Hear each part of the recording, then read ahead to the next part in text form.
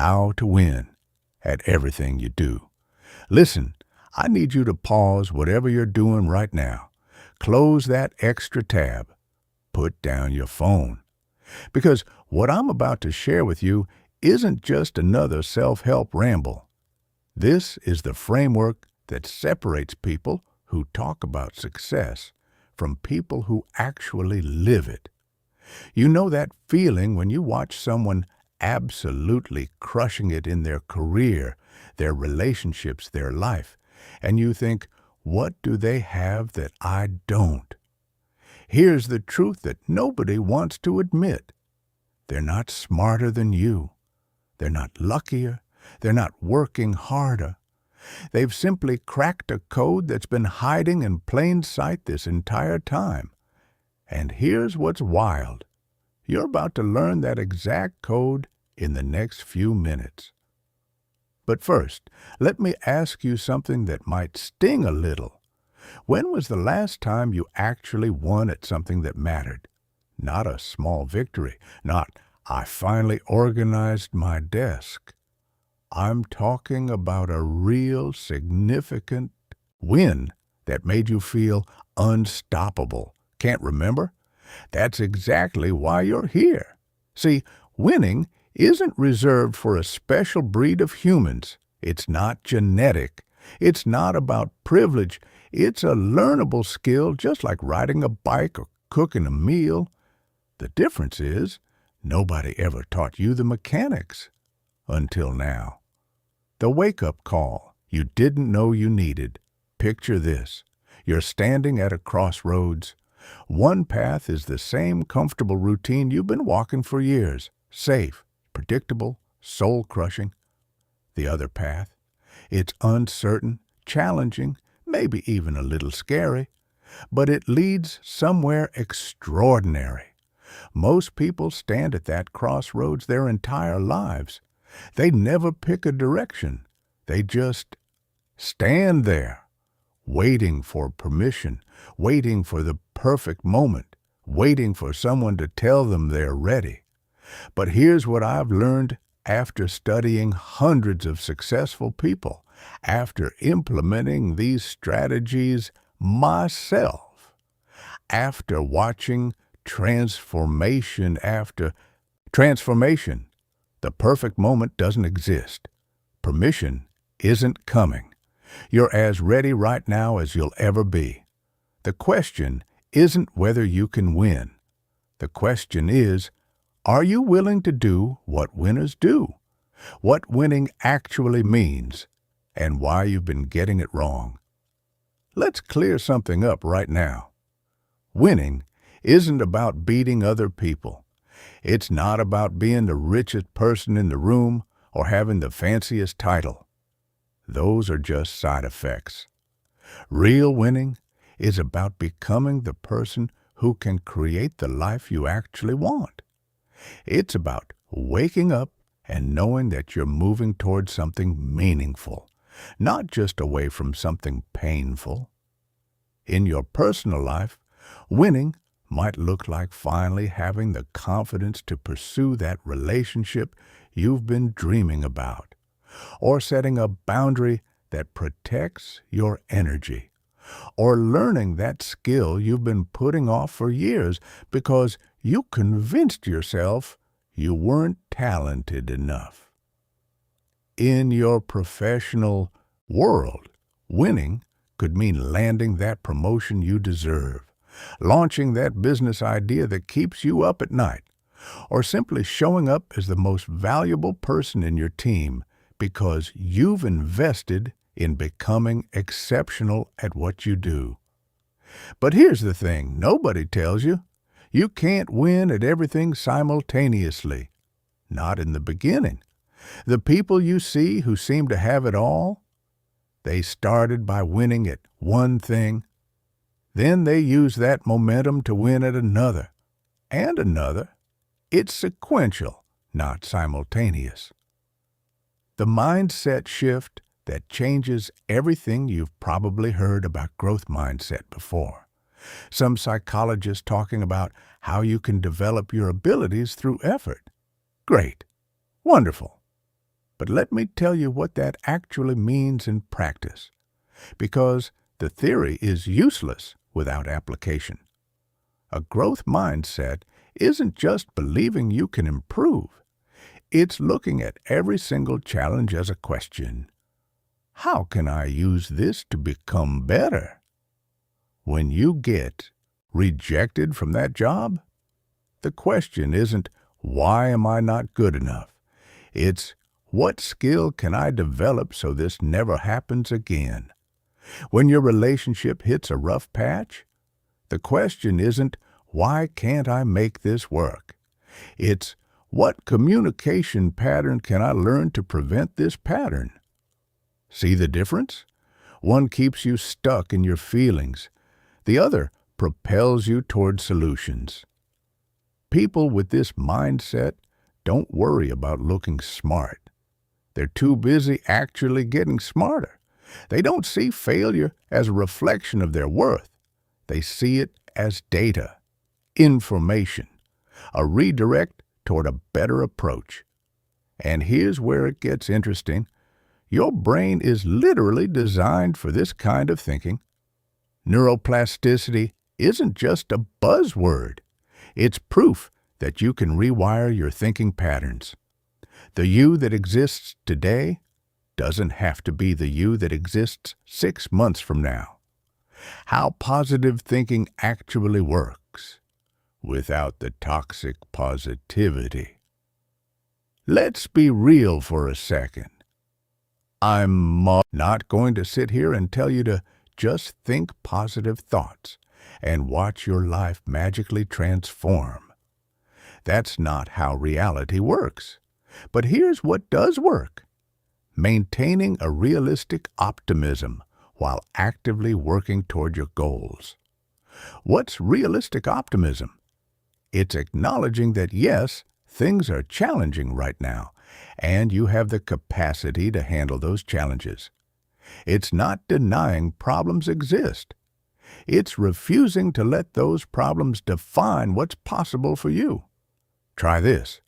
Every night before bed, write down 3 things that went well today and why they went well.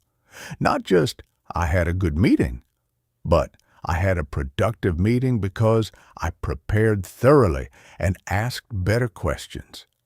This isn't just gratitude journaling. It's training your brain to recognize your agency in positive outcomes. You're not lucky. You're capable. There's a massive difference. When negative situations happen, and they will, practice reframing. Instead of, this is terrible, try, this is challenging, and here's what I'm going to learn from it. The situation doesn't change. Your relationship to it does, and that changes everything. The strategy secret nobody talks about. Here's something that might surprise you. Most people fail not because they don't work hard enough. They fail because they're working hard on the wrong things. Strategy is the difference between motion and progress. Motion feels productive. You're busy, you're hustling, you're doing things. But are you actually getting closer to what you want? Strategic thinking means stepping back from the daily grind and asking, if I could only focus on 3 things this month that would dramatically move me forward, what would they be? Not 10 things, not 20, 3. Because here's the truth. You probably know what those 3 things are already. You're just avoiding them because they're uncomfortable. They require you to have difficult conversations, to learn new skills, to risk failure.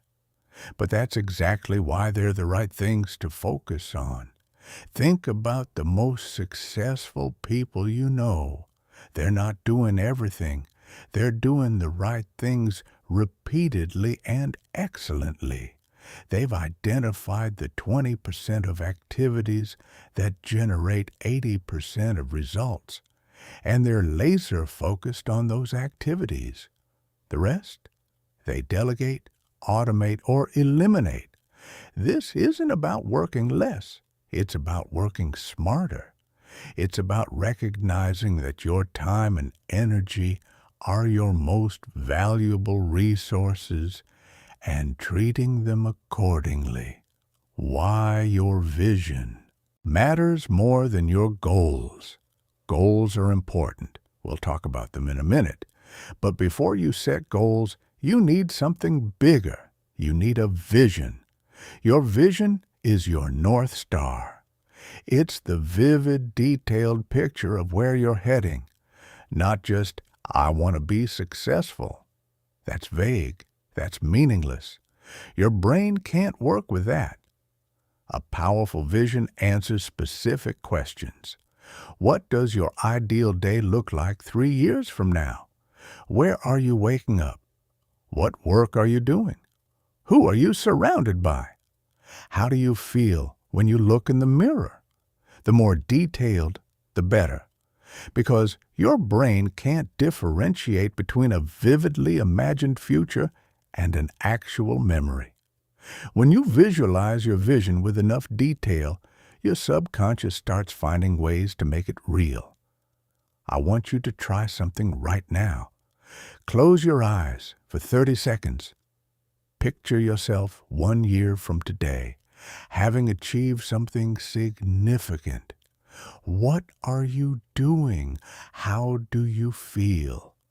What changed in your life to make this possible? Did you actually do it?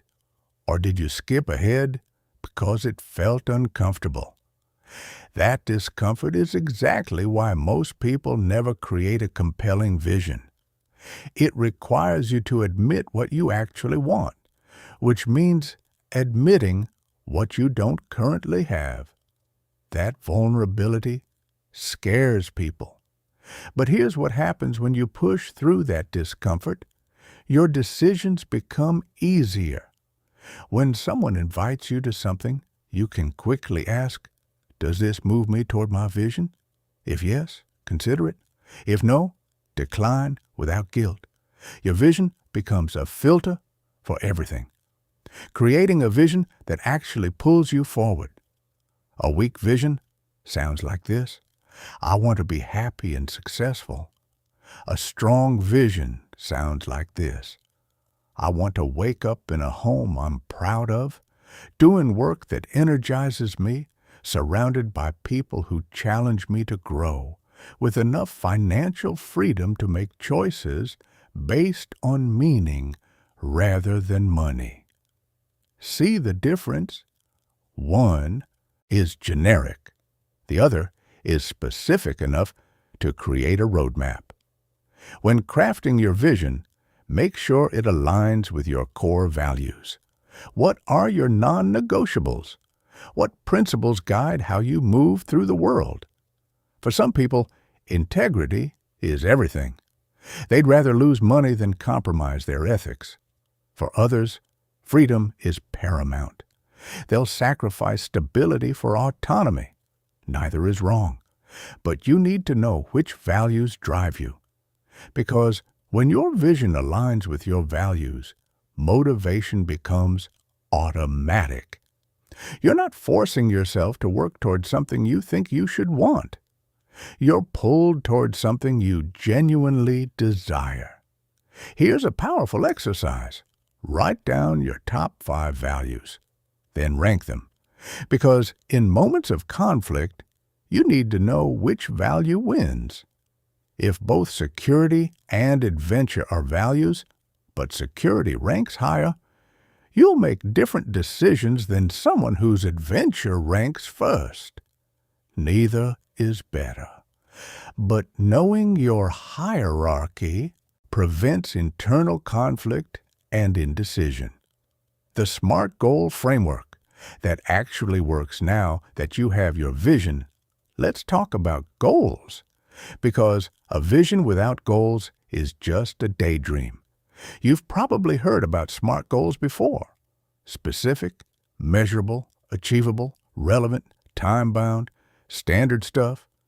But let me show you how to actually use this framework instead of just nodding along. Specific means you could hand your goal to a stranger and they'd know exactly what success looks like, not get in better shape. That's vague. Exercise 4 times per week for 45 minutes is specific. Measurable means you have concrete metrics. How will you know when you've achieved this? What numbers will change? What evidence will exist? Achievable means it stretches you without breaking you. A goal that's too easy won't motivate you. A goal that's impossible will discourage you.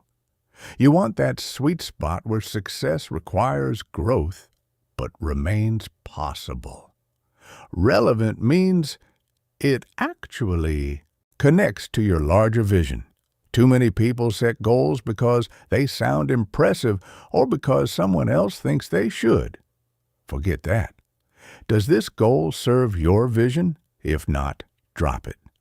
Time-bound means you have a deadline, not someday, not eventually, a specific date. Because deadlines create urgency, and urgency creates action. Here's how this plays out in real life. Bad goal. I want to advance my career. Good goal. I will acquire SQL certification by June 30th and apply to 3 senior analyst positions by July 15th. The second goal tells you exactly what to do and when to do it.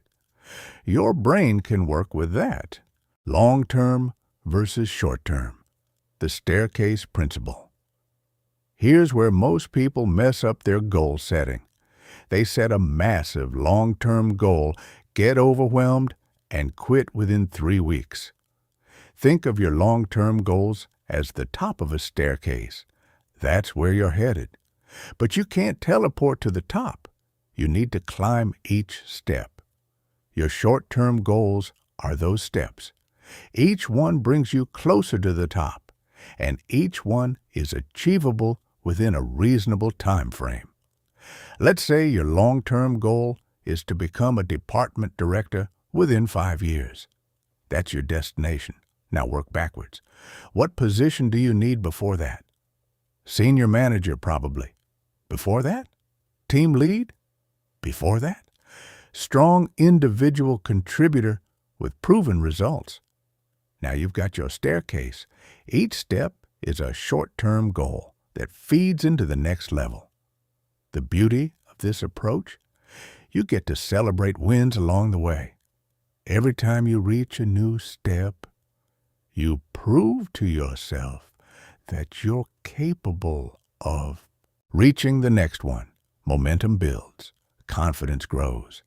And when you inevitably hit obstacles, you will, you're not abandoning a 5-year goal. You're just adjusting your approach to the current step, much less overwhelming.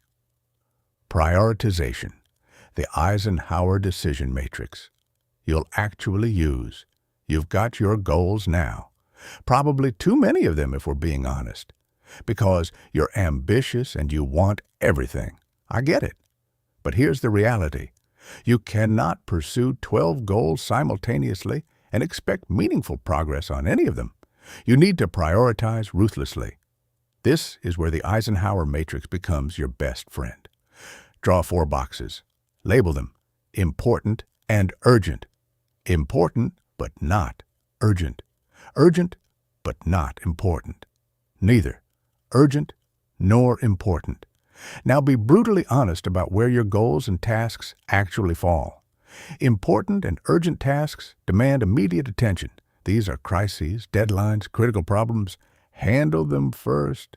Important but not urgent is where the magic lives. These are the activities that move you toward your long-term vision, but don't have a fire lit under them. Things like learning new skills, building relationships, strategic planning, exercise, preventive maintenance. Most people neglect this quadrant because it doesn't feel urgent.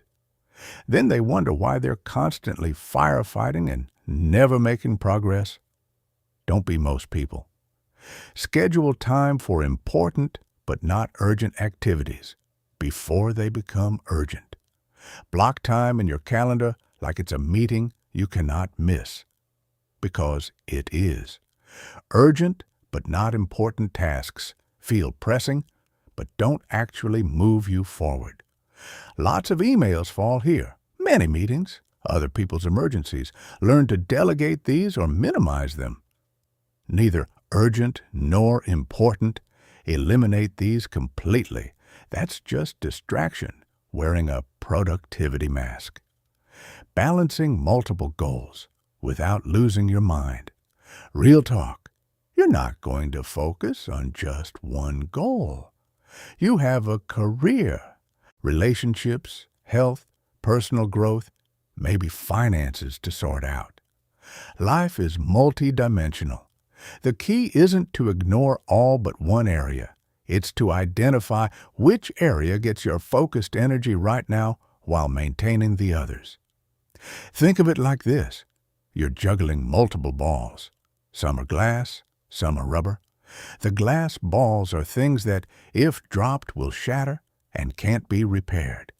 Health, key relationships, core values. The rubber balls will bounce. They're important, but they're resilient. During certain seasons of life, you might let some rubber balls bounce while you focus on catching a glass ball. That's okay. That's wise, actually. What's not okay is dropping everything trying to catch all the balls at once. Or worse, spending all your energy on rubber balls while glass ones crash around you. So ask yourself, what's glass in my life right now? What needs my focused attention? What can bounce for a few months while I handle this priority? This doesn't mean neglecting areas of your life. It means being strategic about where you're applying intensive growth energy versus where you're maintaining. You can maintain your health with 30-minute workouts while you intensively focus on a career goal. You can maintain relationships with regular check-ins while you focus on launching a business. The key word is maintain versus intensify. Building your strategic plan, the roadmap, nobody gave you. All right, you've got vision. You've got goals. Now you need a strategic plan to connect them. Think of your strategic plan as your personal GPS. It tells you where you are, where you're going, and the route to get there. It also recalculates when you hit unexpected detours. Start with a mission statement. This is different from your vision. Your vision is where you're headed. Your mission is why you're making this journey. A strong mission statement might sound like, I'm committed to building financial independence through developing valuable skills and creating opportunities that align with my values. That's not fluffy. That's actionable. You can make decisions based on whether they serve this mission. Next, define your objectives. These are the major milestones that need to happen for your vision to become real.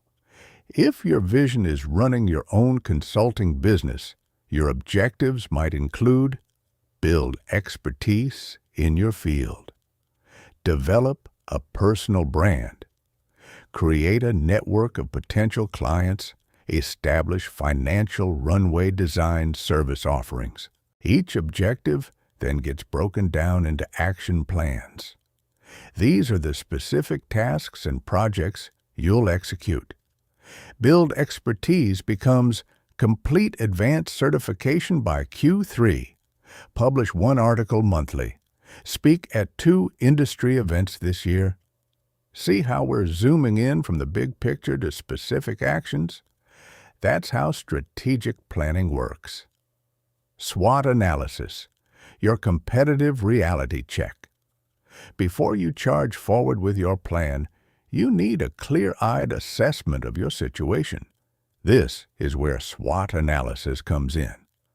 SWOT stands for strengths, weaknesses, opportunities, and threats.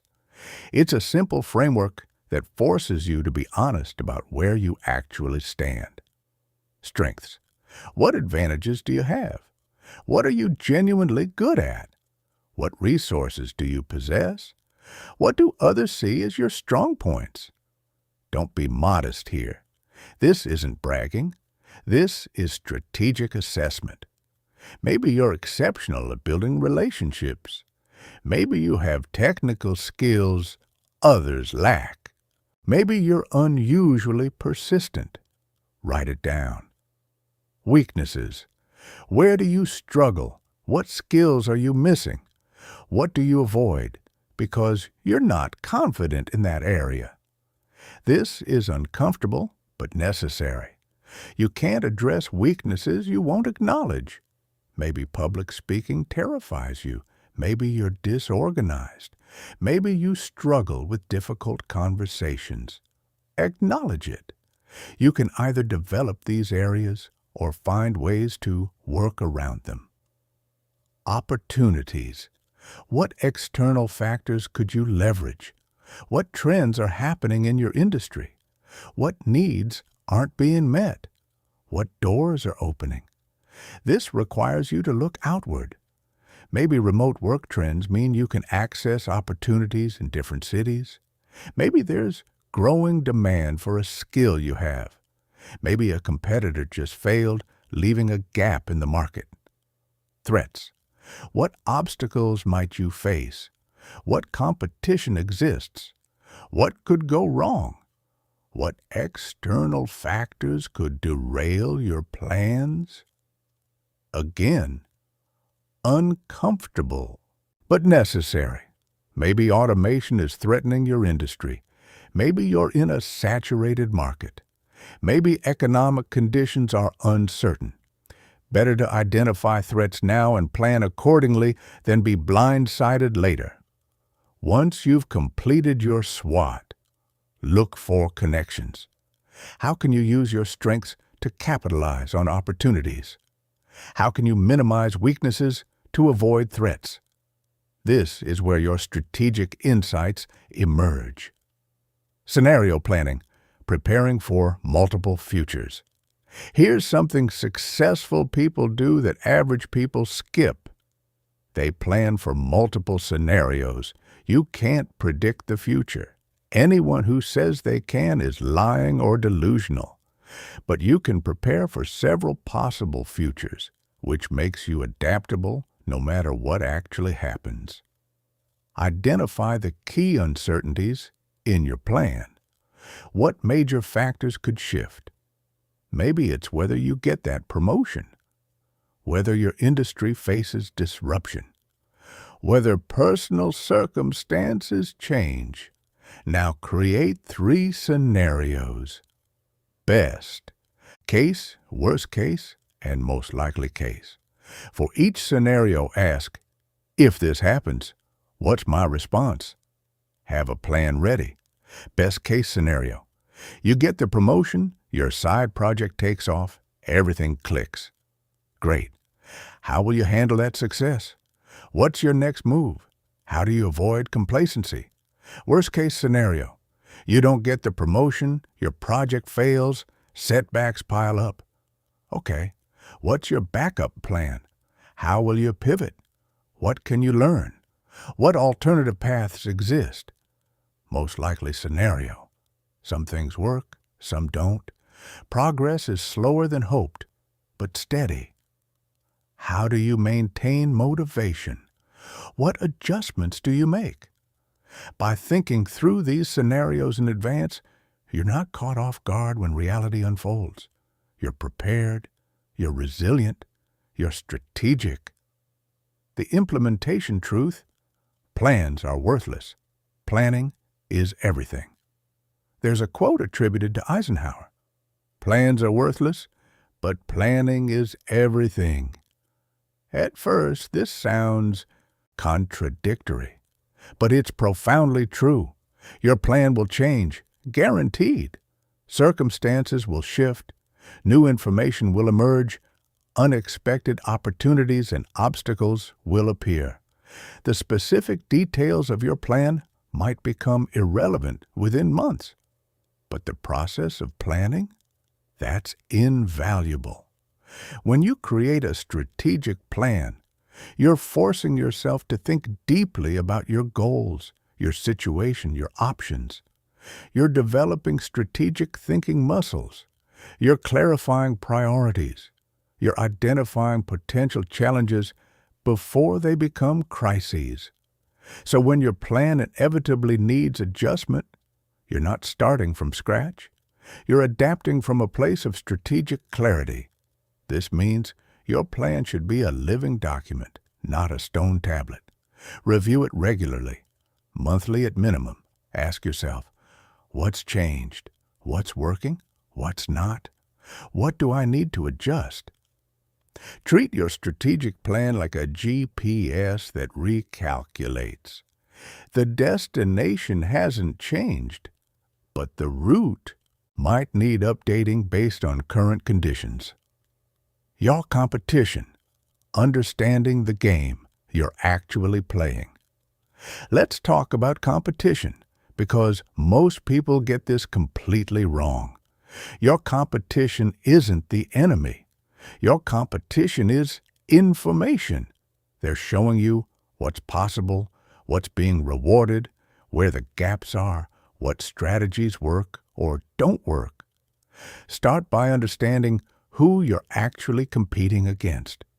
In your career, that might be other candidates for promotions or opportunities.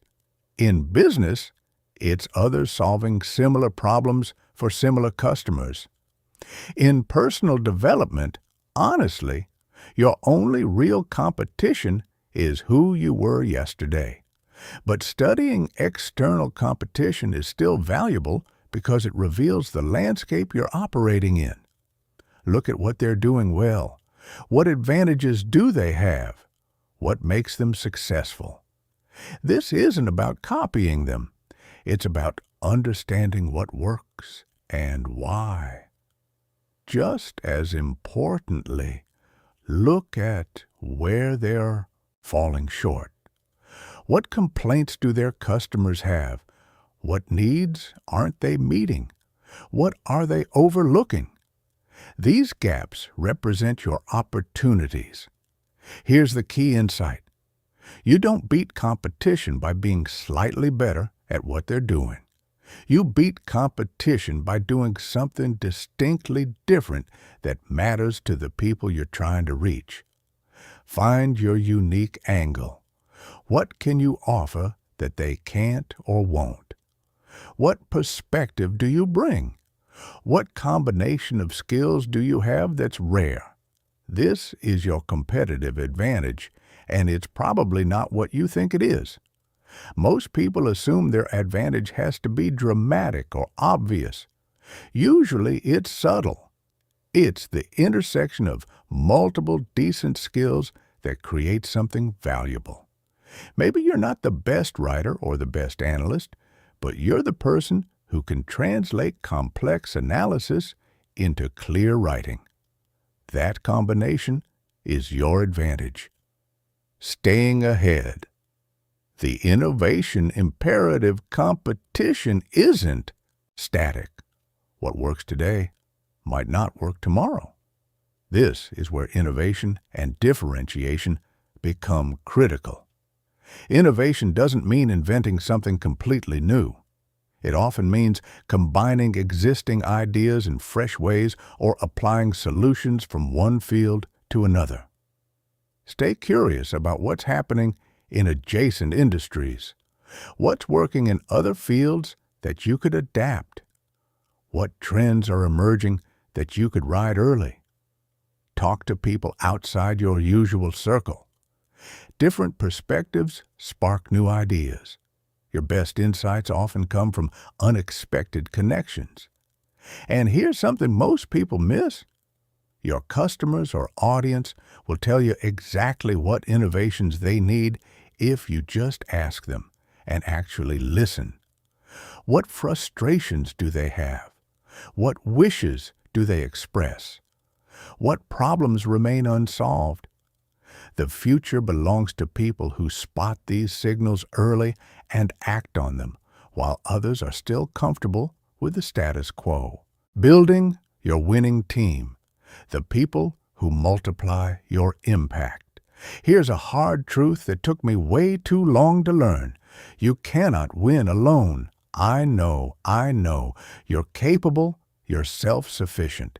You've gotten this far on your own merit. I believe you, but there's a ceiling to what one person can achieve solo, no matter how talented. The biggest breakthroughs in your life will come when you surround yourself with the right people, not just any people, the right people. Think about every major success story you know. Behind it, you'll find a team. Sometimes that team is obvious, like a business partnership or a sports roster. Sometimes it's subtle, like mentors, advisors, supporters, collaborators, who each contributed something essential. Your job isn't to be good at everything. That's impossible and exhausting. Your job is to be exceptional at a few things and partner with people who are exceptional at the things you're not. The complementary skills principle. Let's start with an honest self-assessment. What are you genuinely great at? Not just competent. Great. The stuff that energizes you, that comes naturally, that others notice and compliment.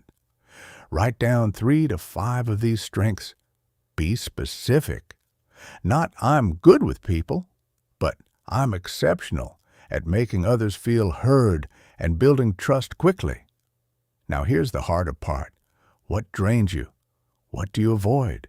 What consistently produces mediocre results no matter how hard you try? These aren't character flaws. They're signals. They're telling you where you need complementary skills on your team.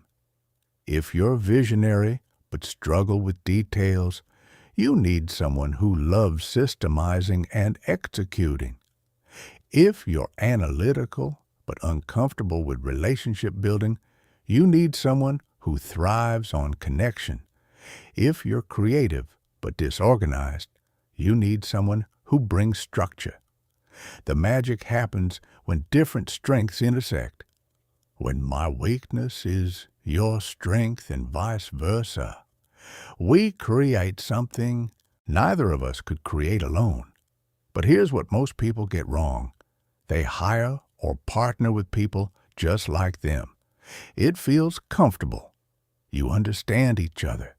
You agree on everything, and you stay stuck because you all have the same blind spots. Seek out people who think differently than you do, who approach problems from angles you'd never consider, who challenge your assumptions. Yes, this creates some friction. That friction is productive. It forces better solutions. Vision alignment, the non-negotiable foundation. Skills complementarity matters. But you know what matters more? Shared vision and values. You can teach skills. You can develop capabilities. What you can't do is force someone to care about what you care about. Before bringing anyone into your inner circle, whether that's a business partner, a team member, or even a close advisor, you need to ensure vision alignment. Do they understand where you're trying to go? More importantly, does that destination excite them? Are they invested in getting there, or are they just along for the ride until something better comes along? Have explicit conversations about this. Don't assume alignment. Ask questions like, what does success look like to you 3 years from now? What kind of impact do you want to make? What are you unwilling to compromise on? What motivates you beyond money? Listen carefully to their answers. Do they resonate with your vision, Or are you going to be constantly pulling in different directions?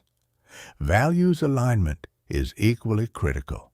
Your values are your non-negotiables, the principles you won't violate even when it costs you. If integrity is your core value, but someone on your team cuts corners and justifies dishonesty, that's a fundamental misalignment. No amount of talent compensates for that. If growth and learning drive you, but someone on your team is defensive about feedback and resistant to change, you'll be frustrated constantly. Have values conversations early. Be explicit about what matters to you. Pay attention to whether people's actions match their words. Anyone can claim to value something. Watch what they actually do when tested. Understanding your own strengths and weaknesses deeply. Before you can effectively build a team, you need brutal self-awareness. Not surface level, I'm good at this, bad at that, but deep understanding of your patterns. What tasks make you feel energized versus drained? Energy is a better indicator than skill. You might be competent at something that exhausts you. That's a weakness in disguise, even if you can do it well. When do you procrastinate? What you avoid tells you something important about where you need support. When do you feel most alive and effective? Those are your true strengths. Double down there. Here's an exercise that's uncomfortable but illuminating. Ask 5 people who know you well to describe your strengths and weaknesses honestly. Tell them you want real feedback, not politeness. Then sit with what you hear without defending or explaining. You'll notice patterns, things you didn't realize about yourself, strengths you've undervalued, weaknesses you've been denying. Once you have this clarity, you can make strategic decisions. Which weaknesses matter enough to improve? Which can you delegate or design around? Where should you invest in growth versus partnership? Some weaknesses are worth addressing. If you're a leader who struggles with difficult conversations, that's a learnable skill that will repeatedly hamper you until you develop it. Other weaknesses are better compensated for. If you're creative but hate spreadsheets, why spend years trying to love financial modeling when you could partner with someone who geeks out on that stuff? Know the difference. Managing your team, communication as the foundation. Okay, you've built your team. Now what? How do you actually lead these people effectively? It starts with communication, but not the superficial kind. Real communication, the kind that prevents 90% of problems before they start. Over-communicate your vision and expectations. What seems obvious to you isn't obvious to others. Say it again. Say it differently. Say it until everyone can articulate it back to you. Create regular touch points, weekly check-ins at minimum. These aren't just status updates. They're opportunities to clarify priorities, remove obstacles, course correct early, recognize progress, maintain alignment. Make these conversations two-way. Don't just download information. Ask questions. What's blocking you? What do you need from me? What's working well? What could we do better? Listen more than you talk. Most leaders do the opposite, then wonder why their teams aren't engaged. When problems arise, and they will address them immediately. Don't let resentment or confusion fester. Have the direct conversation. Yes, it's uncomfortable. Do it anyway. The discomfort of a difficult conversation is nothing compared to the damage of avoiding it. Be transparent about challenges. Your team isn't fragile. They can handle reality. What they can't handle is being blindsided or feeling like you're hiding things from them. When you make mistakes, own them. "I messed up" is one of the most powerful phrases a leader can say. It builds trust and models accountability. The art of delegation, empowering without abandoning. Most people are terrible at delegating. They either micromanage everything or they dump tasks and disappear. Neither works. Effective delegation is a skill you must develop if you want to scale beyond your personal capacity. Start by identifying which tasks only you can do versus which tasks others could handle with proper guidance. Your time should be spent on the former, not the latter. When delegating a task, first, explain the context. Why does this matter? How does it connect to the bigger picture? People do better work when they understand the why, not just the what. Second, be clear about expectations. What does success look like? What's the deadline? What level of quality are you expecting? What decisions can they make independently versus what needs your approval? Third, provide necessary resources. Do they have the tools, information, access they need? If not, that's on you. Fourth, establish check-in points. Not micromanaging, but appropriate oversight. For a 1-week project, maybe a midpoint check-in. For a 3-month initiative, weekly updates. Then here's the crucial part. Step back. Let them do it their way, as long as the outcome meets expectations.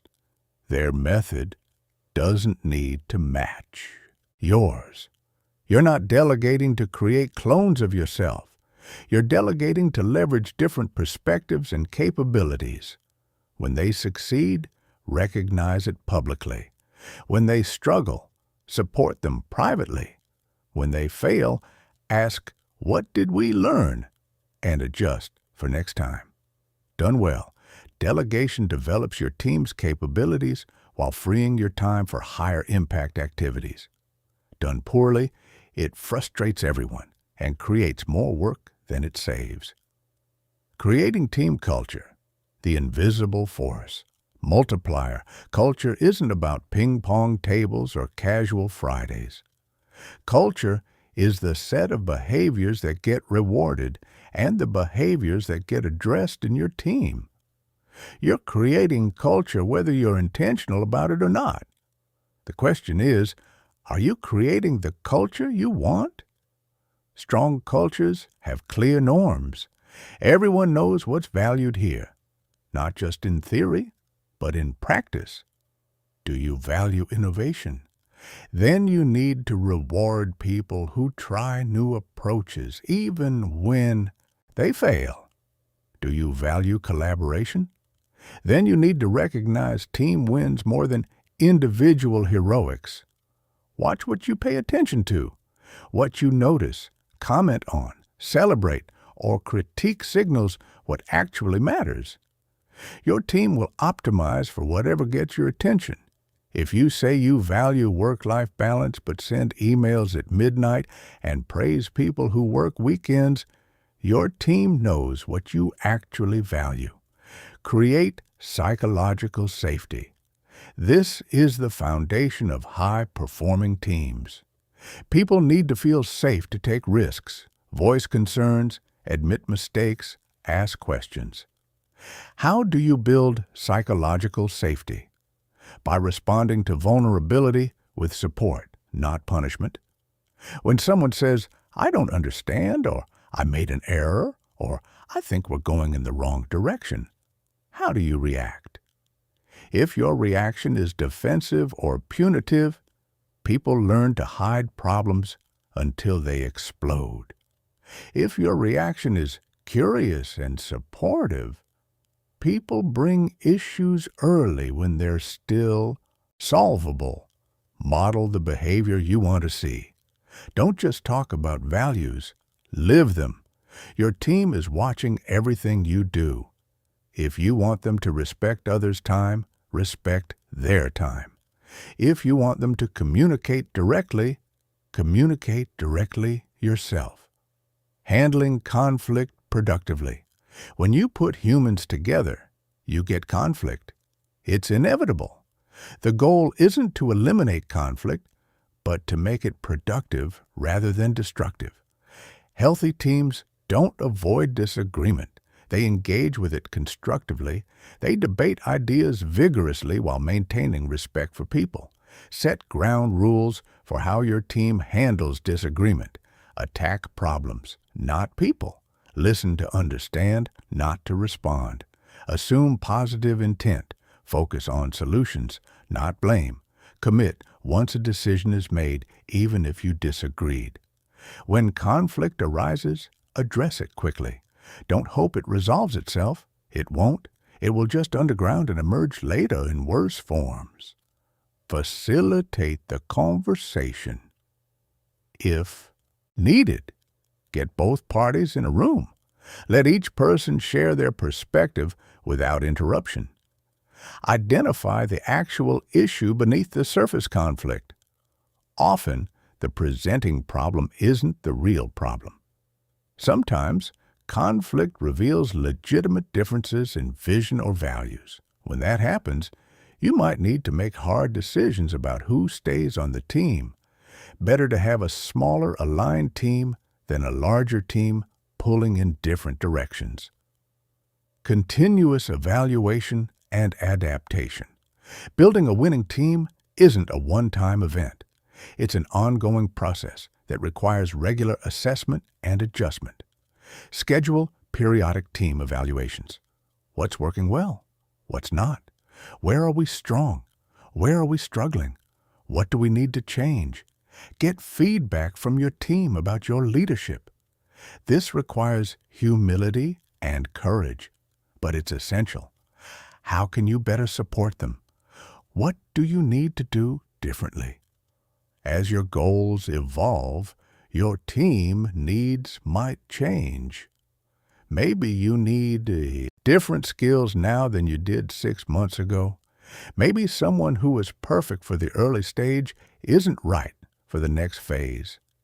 These transitions are hard, but sometimes necessary. Having difficult conversations about fit is part of leadership. Also recognize that people grow. Someone who joined with one skill set might develop new capabilities. Create opportunities for your team to expand their roles as they develop. The best teams are built on mutual growth. You're helping them become better. They're helping you achieve more. Everyone wins. Execution, where strategy meets reality. All right, you've got your vision, your plan, your team. Now comes the part that separates dreamers from achievers. Execution. This is where most people fail. Not because they don't know what to do, because they don't actually do it. Execution isn't glamorous. It's not exciting. It's showing up consistently and doing the work, even when motivation fades, even when progress feels slow, even when you'd rather do literally anything else. The gap between knowing and doing is where dreams die. You need to bridge that gap systematically. Breaking down big goals into actionable steps. A big goal is overwhelming. Your brain sees it and freezes. Write a book is paralyzing. Write 500 words today is doable. Take each major goal and break it down into increasingly smaller pieces until you get to actions so small that they're almost impossible not to do. Let's say your goal is to transition careers. That's big and vague. Break it down. Research target roles and requirements. Identify skills gaps. Create learning plan. Update resume and LinkedIn network with people in target field. Apply to positions. Still too big. Go smaller. Research. Spend 30 minutes today reading job descriptions for target role skills. Enroll in one online course this week. Resume, update work history section by Friday. Network, message 3 people for informational interviews. Now you've got concrete actions with specific deadlines. Your brain can work with this. Create action plans for each goal with clear owners. Who's doing it?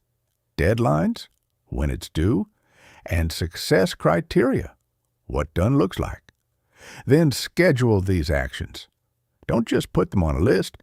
Block time in your calendar to actually do them. Treat these blocks like non-negotiable appointments. The reality of deadlines and accountability deadlines create urgency. Without them, everything becomes someday, which actually means never. But here's the thing about deadlines. They need to be realistic yet ambitious. Too tight, and you'll consistently miss them, which erodes your self-trust. Too loose, and they don't create helpful pressure.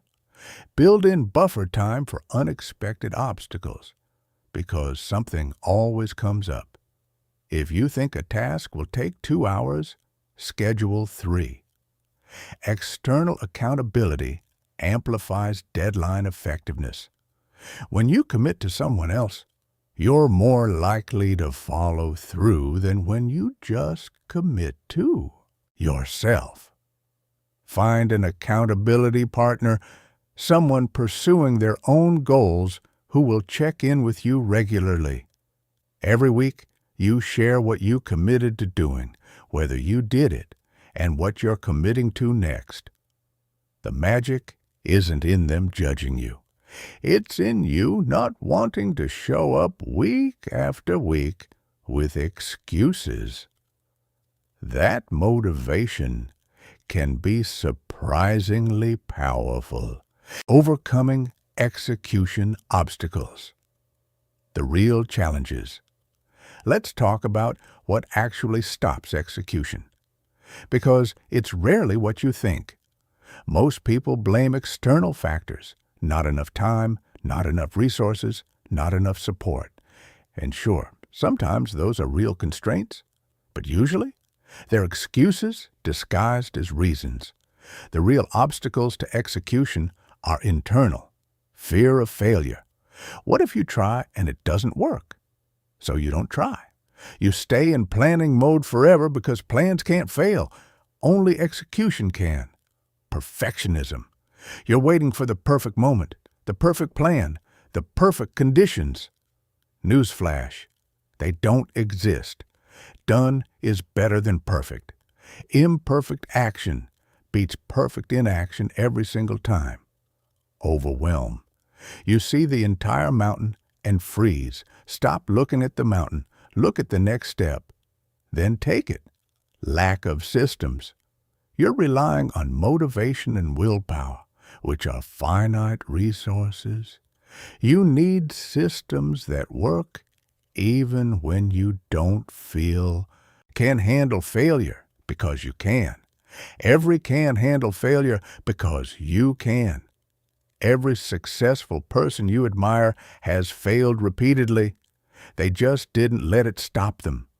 For perfectionism, set a good enough standard. Ask yourself, what's the minimum viable version of this that still provides value? Ship that. Improve it later. For overwhelm, use the 2-minute rule.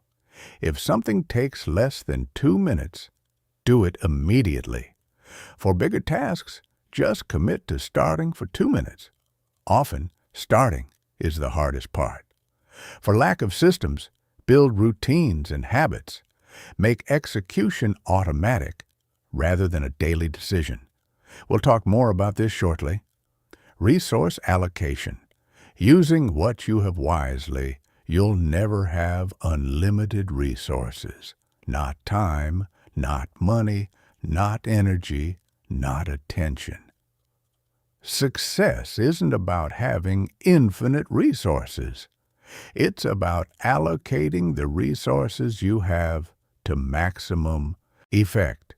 This means making hard choices Every yes to something is a no to something else.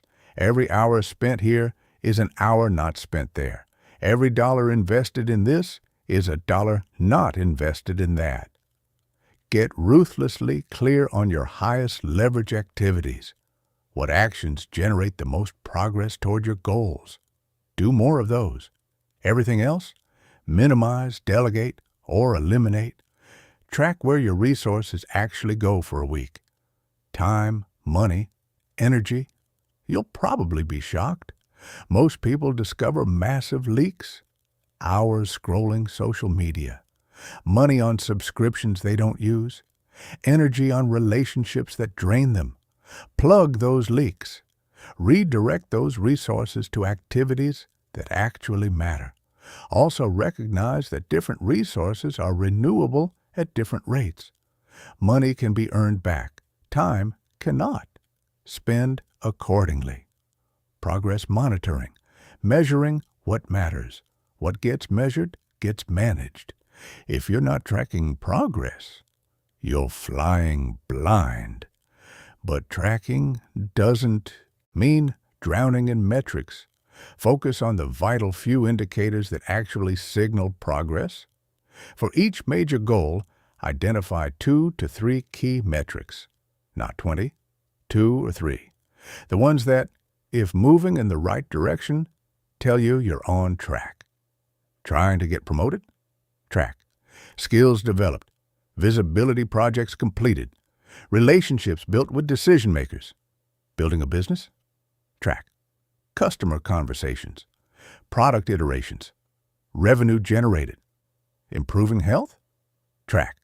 Workouts completed. Energy levels. Key health markers. Review these metrics weekly. Are you moving forward? At what pace? What's working? What's not? Adjust based on data, not feelings. Feelings lie. Data tells truth. If something isn't working after genuine effort, change your approach. If something is working, do more of it. Celebrate progress, even small wins. Your brain needs positive reinforcement to maintain momentum. Hit a milestone? Acknowledge it. Share it with your accountability partner. Give yourself credit. Then set the next milestone and keep moving. The consistency principle. Small actions. Compound results. Here's the secret that nobody wants to hear because it's not sexy. Success is mostly about doing boring things consistently over long periods. Working out once doesn't get you fit. Working out 3 times a week for 6 months does. Sending one networking message doesn't build relationships. Sending consistent messages and following up over time does. Writing one blog post doesn't establish authority. Publishing consistently for a year does. We live in a culture that worships overnight success stories. But those stories are myths. Behind every overnight success are years of consistent, unsexy work that nobody saw. Your job is to show up and do the work even when nobody's watching. You don't feel like it. Progress feels glacially slow. You're not getting immediate results. It would be easier to quit. This is where champions are made. Not in the big moments, in the thousands of small moments when you choose to keep going. Build systems that make consistency easier. Don't rely on motivation. Create environments and routines that make the right actions the path of least resistance. Want to exercise consistently? Set out your workout clothes the night before. Schedule workouts like appointments. Find an exercise you actually enjoy. Want to learn consistently? Block the same time every day for learning. Start with just 15 minutes. Remove distractions during that time. Make it easy to start. Make it hard to avoid. And when you miss a day because you will, don't spiral. Don't use one missed day as an excuse to abandon your streak. Just resume the next day. Consistency isn't perfection. It's persistence. Forward, each with pros and cons. And forward, each with pros and cons. And you're stuck, endlessly weighing factors, seeking more information, waiting for certainty that never comes. Meanwhile, time passes, opportunities close, and indecision becomes a decision by default, usually the worst possible one. Here's what you need to understand. Perfect decisions don't exist. Every choice involves trade-offs. Every path has risks. Waiting for complete certainty is waiting forever. The goal isn't perfect decision-making. It's consistently making good enough decisions quickly, then making them work through committed execution. Successful people aren't right more often than others. They decide faster, commit harder, and course correct when needed. That's the actual difference. The framework for quality decisions. Good decision-making follows a process. It's not random. It's not purely gut instinct. It's systematic. First, clearly define what you're actually deciding. This sounds obvious, but most people skip it. They think they're deciding one thing when they're actually deciding something else. Should I take this job? Isn't the real question. The real question is, will this job move me closer to my long-term vision? Or what am I optimizing for right now? Learning, money, stability, or growth? Get clear on the actual decision before you start evaluating options. Second, gather relevant information. But here's the critical word, relevant, not all information, not infinite research, just enough to make an informed choice. Set a time limit on information gathering. Give yourself 2 days or a week, depending on the decision's magnitude. When the time's up, decide with what you have. More information rarely changes your decision after a certain point. It just delays it. Third, identify your criteria. What factors matter for this decision? List them, then rank them by importance. If you're evaluating job offers, your criteria might include compensation, growth potential, culture fit, commute, work-life balance. But which matters most? Second most? When you're clear on weighted criteria, decisions become easier. Option A might win on compensation, but lose on culture. Option B might be the opposite. Which criteria trumps? Fourth, evaluate options against your criteria. Be honest and objective. It's easy to rationalize toward the option you emotionally prefer. Resist that. Look at the actual data. Fifth, make the decision. Pick, commit, move forward. The role of intuition and when to trust it. Logic and analysis are crucial. But sometimes your gut tells you something that the spreadsheet doesn't. Should you trust that? Sometimes yes, sometimes no. Here's how to tell the difference. Intuition is your subconscious processing patterns and informations you can't consciously articulate. When you have significant experience in an area, your intuition is often remarkably accurate. An experienced leader gets a bad feeling about a hire even though the resume looks perfect. That's pattern recognition. They're sensing something subtle that experience has taught them to notice. A seasoned investor has a hunch about a deal even though the numbers look good. That's accumulated wisdom flagging potential issues. In domains where you have expertise, pay attention to your gut. It's picking up signals. But in unfamiliar domains, your gut is often just fear or desire masquerading as wisdom. Separating the two is tricky. Here's a test. Can you articulate why you feel this way? If your intuition comes with specific concerns, even vague ones, that's worth investigating. If it's just, I don't know, I just feel, that might be anxiety or bias. The best decisions integrate both. Use analysis to evaluate options rationally. Use intuition to sense what your analysis might be missing. Then decide, avoiding common decision traps. Your brain is amazing, but it's also predictably irrational in specific ways. Knowing these biases helps you avoid them. Confirmation bias. You seek information that supports what you already believe and ignore contradictory evidence. Counter it by actively seeking disconfirming evidence. Ask, what would need to be true for the opposite decision to be right? Force yourself to consider it seriously. Sunk cost fallacy. You continue investing in something because you've already invested so much, even when it's clearly not working.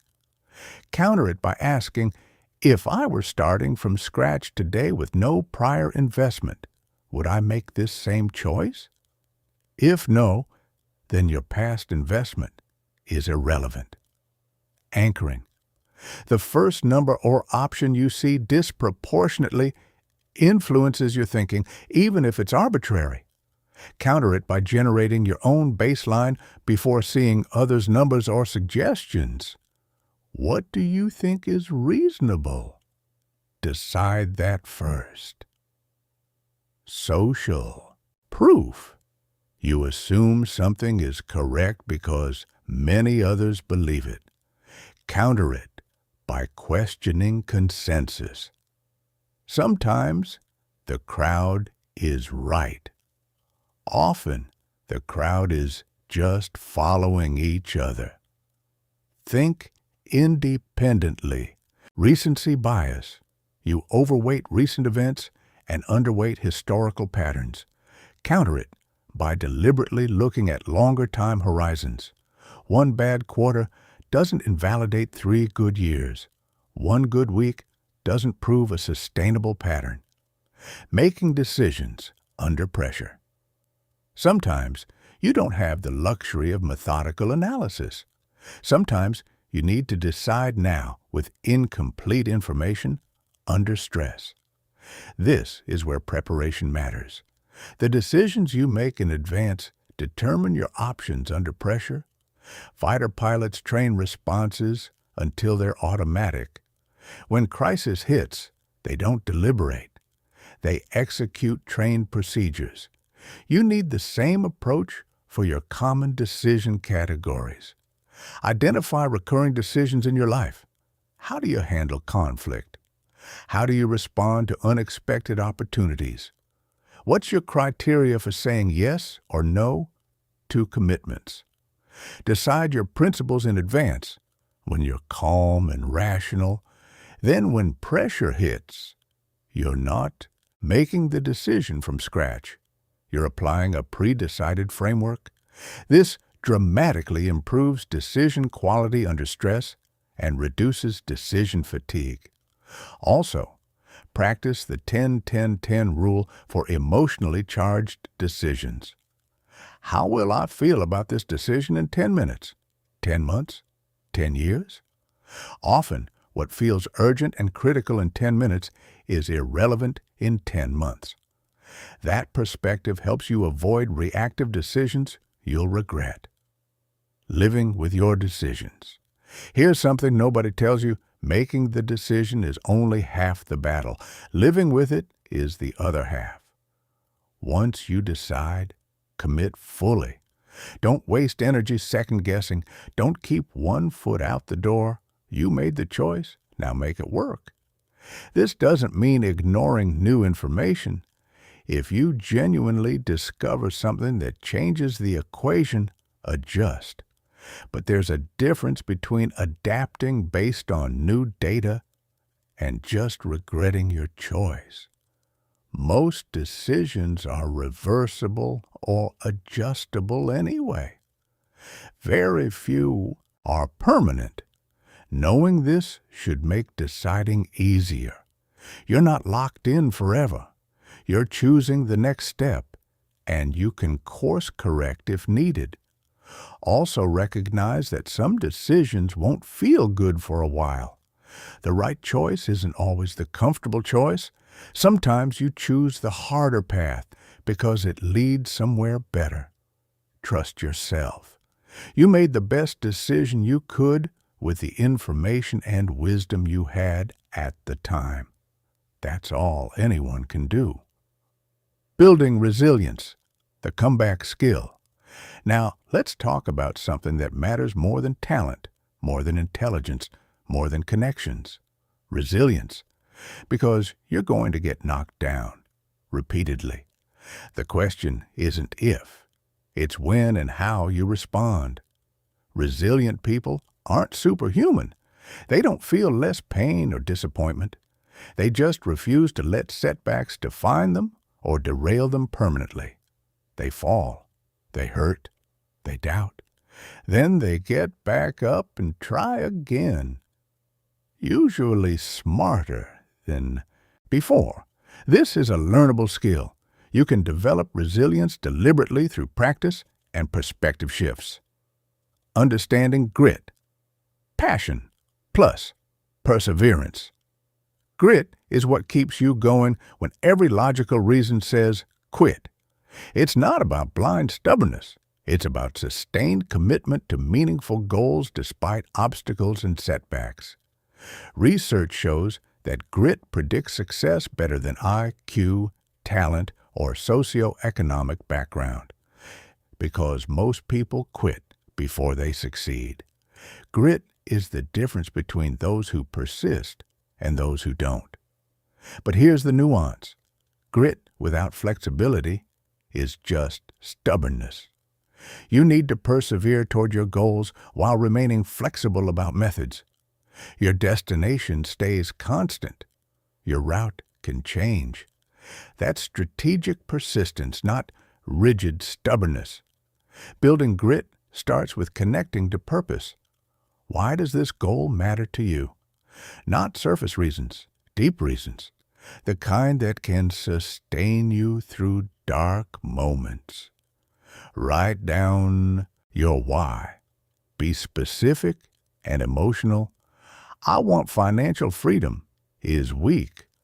I want financial freedom so my kids never feel the stress I felt growing up, so I can help my parents retire comfortably, so I can pursue meaningful work without money dictating every decision has power.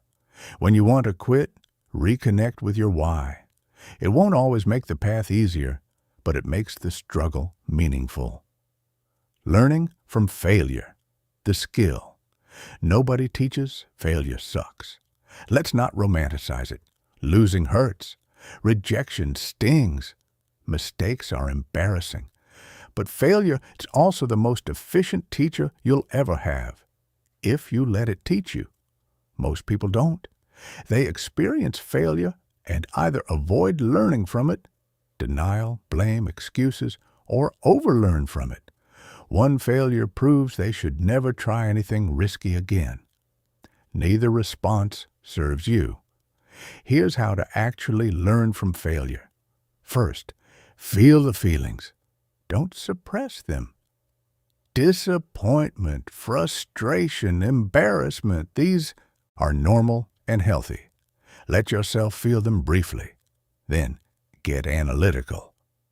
What specifically went wrong? Not, I'm not good enough, but what specific actions or decisions led to this outcome? Be brutally honest. What was within your control? What wasn't? Focus on what you controlled because that's where you can improve. Ask yourself, what would I do differently next time? What assumptions did I make that proved wrong? What skills do I need to develop? What warning signs did I miss?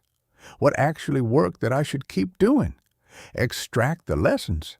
Write them down. Your future self needs this wisdom. Then here's the crucial part. Apply those lessons and try again. Failure only teaches if you give it another chance to prove you learned. Every expert you admire failed repeatedly before succeeding. The difference is they treated failure as education, not identity. Developing mental toughness. Mental toughness isn't about never feeling doubt or fear. It's about acting despite those feelings. It's the voice that says, "This is hard and I'm doing it anyway." Not, "This isn't hard," or "I shouldn't feel this way." You build mental toughness through voluntary discomfort, doing hard things when you don't have to. This builds confidence that you can handle hard things when you must. This might look like cold showers or ice baths, intense workouts when you'd rather rest, having difficult conversations you'd rather avoid, setting ambitious deadlines that stretch you, taking on projects slightly beyond your current capability. Each time you do something difficult voluntarily, you prove to yourself that you can handle discomfort. Your comfort zone expands. You also build mental toughness through self-talk. The narrative you run in your head matters enormously. "I can't do this" becomes, "I can't do this yet, but I'm learning." "This is too hard" becomes, "This is challenging and I'm capable of handling challenges." "I always fail at this" becomes, "I haven't succeeded at this yet, but each attempt teaches me something." Notice the shift? Same situation, completely different relationship to it. Your internal dialogue either builds you up or tears you down. Choose words that empower you. Adaptability, thriving in change. The world changes fast. What worked last year might not work this year. Industries evolve. Technologies disrupt. Economic conditions shift. You can either resist change and become obsolete or embrace it and thrive. Your choice. Adaptable people aren't chameleons with no core identity. They have strong values and clear vision, but they're flexible about how they pursue those values and vision. Think of yourself as water. Water maintains its essential nature while adapting to any container. It flows around obstacles. It takes different forms depending on temperature, but it's always water. That's the goal. Strong core, flexible methods. Cultivating flexibility and openness. Adaptability starts with mindset, specifically your relationship with change. Most people view change as threat, something to resist, fear, or avoid. This makes sense evolutionarily. Our ancestors survived by recognizing patterns and maintaining routines. Change meant danger. But in modern contexts, change usually means opportunity. New possibilities, different paths, fresh approaches. Train yourself to get curious about change instead of defensive. When something shifts, instead of immediately thinking, "This is bad," ask, "What opportunity does this create?" Industry disrupted? Maybe that opens new markets or approaches. Job eliminated? Maybe that's permission to pursue something you've wanted to try. Relationship ended? Maybe that creates space for better connections. I'm not suggesting toxic positivity. Sometimes change genuinely sucks. But even then, asking, "What can I do with this?" is more useful than "Why is this happening to me?" Stay intellectually curious. The more you know about diverse topics, the more resources you have when adapting. Read widely. Learn continuously. Talk to people outside your usual circle. The person who only knows one way to do something is fragile. The person who knows 10 ways is resilient. Pivoting. When necessary, sometimes adaptation means minor adjustments. Sometimes it means complete pivots. How do you know when to persevere versus pivot? If you're not making progress despite sustained effort and multiple strategy adjustments. That's a signal. If circumstances have fundamentally changed such that your original path no longer makes sense, that's a signal. If you've learned information that invalidates your core assumptions, that's a signal. Pivoting isn't failure, it's intelligence. It's responding to reality instead of stubbornly pursuing something that doesn't work. But pivot thoughtfully. Don't abandon ship at the first sign of difficulty. Make sure you're pivoting because circumstances demand it, not because you're discouraged. Ask yourself, have I genuinely tried everything reasonable to make this work, or am I quitting prematurely? Be honest. If you've truly exhausted viable options, pivot without shame. Redirect your energy to more promising opportunities. Building a resilience practice. Resilience isn't just about bouncing back from major setbacks. It's also about maintaining your effectiveness through daily challenges and stresses. This requires deliberate self-care practices that many high achievers ignore because they seem soft or unproductive. That's backwards thinking. Your physical state directly impacts your mental and emotional resilience. When you're exhausted, undernourished, or sedentary, everything feels harder. Small obstacles become major crises. Prioritize sleep. Not as a luxury, but as a performance essential. Most adults need 7 to 9 hours. You might think you're fine on less. You're probably not. Sleep deprivation impairs decision-making, emotional regulation, and cognitive function as much as alcohol intoxication. If you're making important decisions or facing challenging situations on insufficient sleep, you're fighting with one hand tied behind your back. Move your body regularly. Exercise isn't just for physical health. It's one of the most effective tools for managing stress, improving mood, and building mental resilience. Find movement you actually enjoy, or you won't sustain it.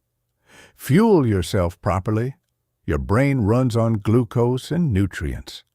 Feed it quality fuel or expect suboptimal performance. You don't need perfect nutrition. You need consistent, decent nutrition. But resilience isn't just physical. It's also about your mental and emotional state. Develop a mindfulness practice. Even 5 minutes daily of meditation, breathing exercises, or simply sitting quietly can significantly improve your stress management and emotional regulation. Mindfulness isn't about eliminating thoughts or achieving Zen. It's about noticing what you're thinking and feeling without being controlled by it. That awareness creates space for choice. Builds strong connections. Isolation erodes resilience. Humans are social creatures. We're not meant to face challenges alone.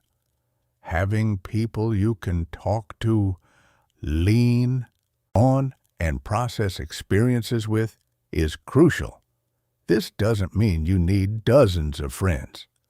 A few quality relationships where you can be authentic matter more than a large network of superficial connections.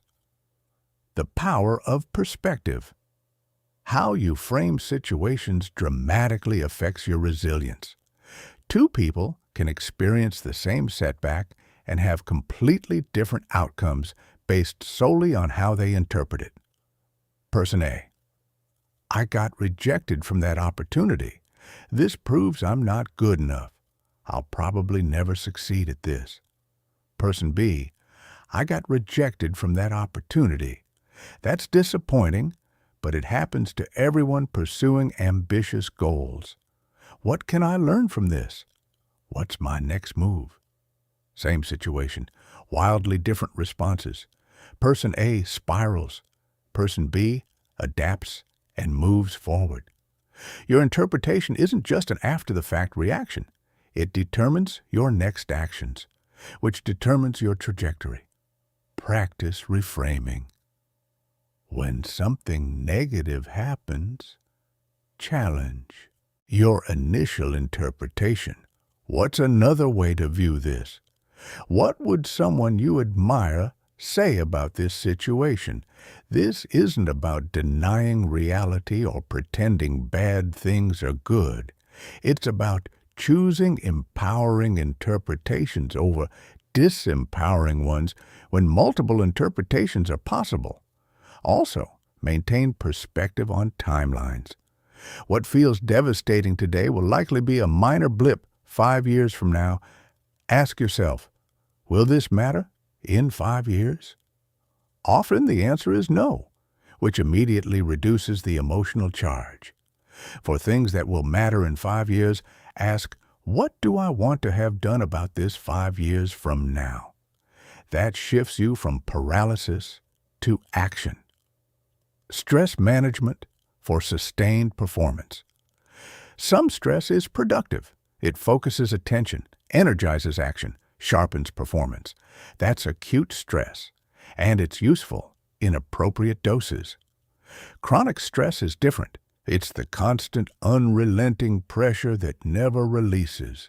It degrades health, impairs judgment, and leads to burnout.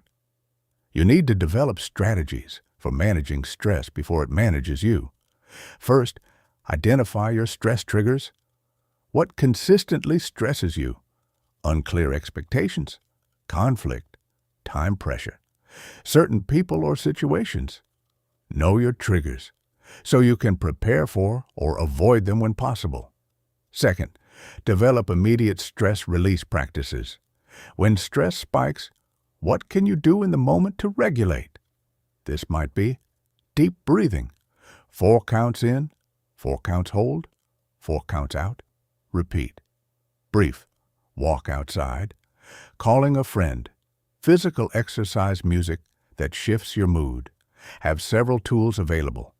Different situations require different responses. Third, build stress resilience over time through regular practices. Daily meditation, weekly therapy, consistent exercise, quality sleep. These aren't just nice-to-haves. They're infrastructure for managing the inevitable stress of pursuing ambitious goals. Fourth, set boundaries. Much stress comes from overcommitment and poor boundaries. Learn to say no. Protect your time and energy. You cannot pour from an empty cup. Recovery, the underrated performance strategy. High performers often glorify hustle and grind. They wear exhaustion as a badge of honor. They brag about working 80-hour weeks and sleeping 4 hours a night. This is stupid and unsustainable. Peak performance requires intense effort, but it also requires recovery. You can't sprint indefinitely. You need rest periods to maintain performance and prevent burnout. Think of yourself as an athlete. Athletes don't train at maximum intensity 24/7. They alternate intense training with recovery periods. That's how they improve without injury. You need the same approach. Build recovery into your schedule. This isn't laziness. This is strategic performance management. Take regular breaks during your workday. Take real days off. Take actual vacations where you disconnect. Your best ideas, your clearest insights, your most creative solutions often come during rest periods, not during grinding work sessions. Your brain needs downtime to process, consolidate, and make connections. If you're constantly operating at maximum capacity with no recovery, you're not optimizing performance. You're degrading it while increasing injury, burnout risk. Work hard, then rest hard. Both matter. Developing anti-fragility. There's a concept beyond resilience called anti-fragility. Resilient systems withstand shocks and return to their original state. Anti-fragile systems actually improve from shocks. You want to become anti-fragile? Someone who doesn't just survive challenges, but grows stronger from them. This happens when you approach difficulties with a learning orientation. Each challenge becomes training. Each setback becomes education. You're not just recovering from these experiences, you're extracting value from them. To develop anti-fragility, expose yourself to manageable challenges regularly. Don't wait for crisis to force growth. Voluntarily take on stretch projects. Have difficult conversations. Try new approaches. Each challenge you successfully navigate expands your capacity. Reflect on every significant experience. What did this teach me? How am I different now? What capabilities did I develop? This conscious integration transforms experience into growth. Maintain optionality. Don't create situations where one failure destroys everything. Have backup plans. Build diverse skills. Maintain multiple income streams if possible. Redundancy creates resilience. Stay curious and experimental. Try new approaches. If they work, great. If they don't, you learn something. Either outcome strengthens you. The person who emerges from challenges stronger than they entered them isn't superhuman. They've just learned to extract growth from difficulty instead of just surviving it. Your resilience mindset. Ultimately, resilience is a choice you make repeatedly, not once. Every single time you face difficulty, you can choose to view obstacles as insurmountable barriers or as solvable problems. You can choose to see setbacks as proof of inadequacy or as part of the learning curve. You can choose to let difficult emotions control you or to feel them and act anyway. Nobody can make these choices for you. External support helps, but fundamentally, your resilience comes from your decisions about how to respond to what happens to you. Build the habits and practices that support resilience.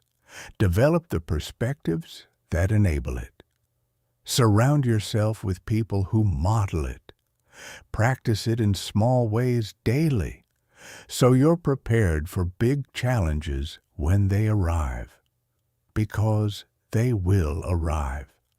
And when they do, you'll be ready. Continuous learning, your competitive advantage. Here's something that should terrify you. The skills that make you valuable today might be worthless in 5 years. Technology evolves, markets shift, industries transform. What got you here won't get you there. The only sustainable competitive advantage in a rapidly changing world is your ability to learn faster than circumstances change.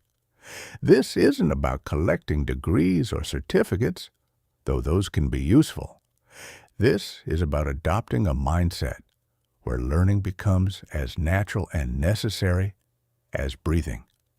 The people who stay relevant, who keep advancing, who remain valuable despite massive external shifts, they're committed learners, always growing, always adapting, always adding to their capability stack. The growth mindset in practice. You've heard about growth mindset. Most people nod along and then continue operating from a fixed mindset without realizing it. A fixed mindset sounds like, I'm not good at this. This isn't my strength. I'm just not a math person. I'm not creative. These statements assume your capabilities are set. You are who you are. Improvement has limits. A growth mindset sounds like, I'm not good at this yet. This isn't currently my strength, but I could develop it. I haven't learned this skill, but I can. I haven't practiced this enough to be good. See the difference? One closes doors. The other opens them. But here's where most people mess up. They adopt growth mindset language without changing their behavior. They say yet, but don't actually pursue improvement. That's just feel-good rhetoric. Growth mindset becomes real when you act on it. When you encounter something you can't do, and instead of avoiding it, you ask, how can I learn this? Who can teach me? What resources exist? When you fail at something, and instead of proving you can't do it, you ask, what specifically went wrong?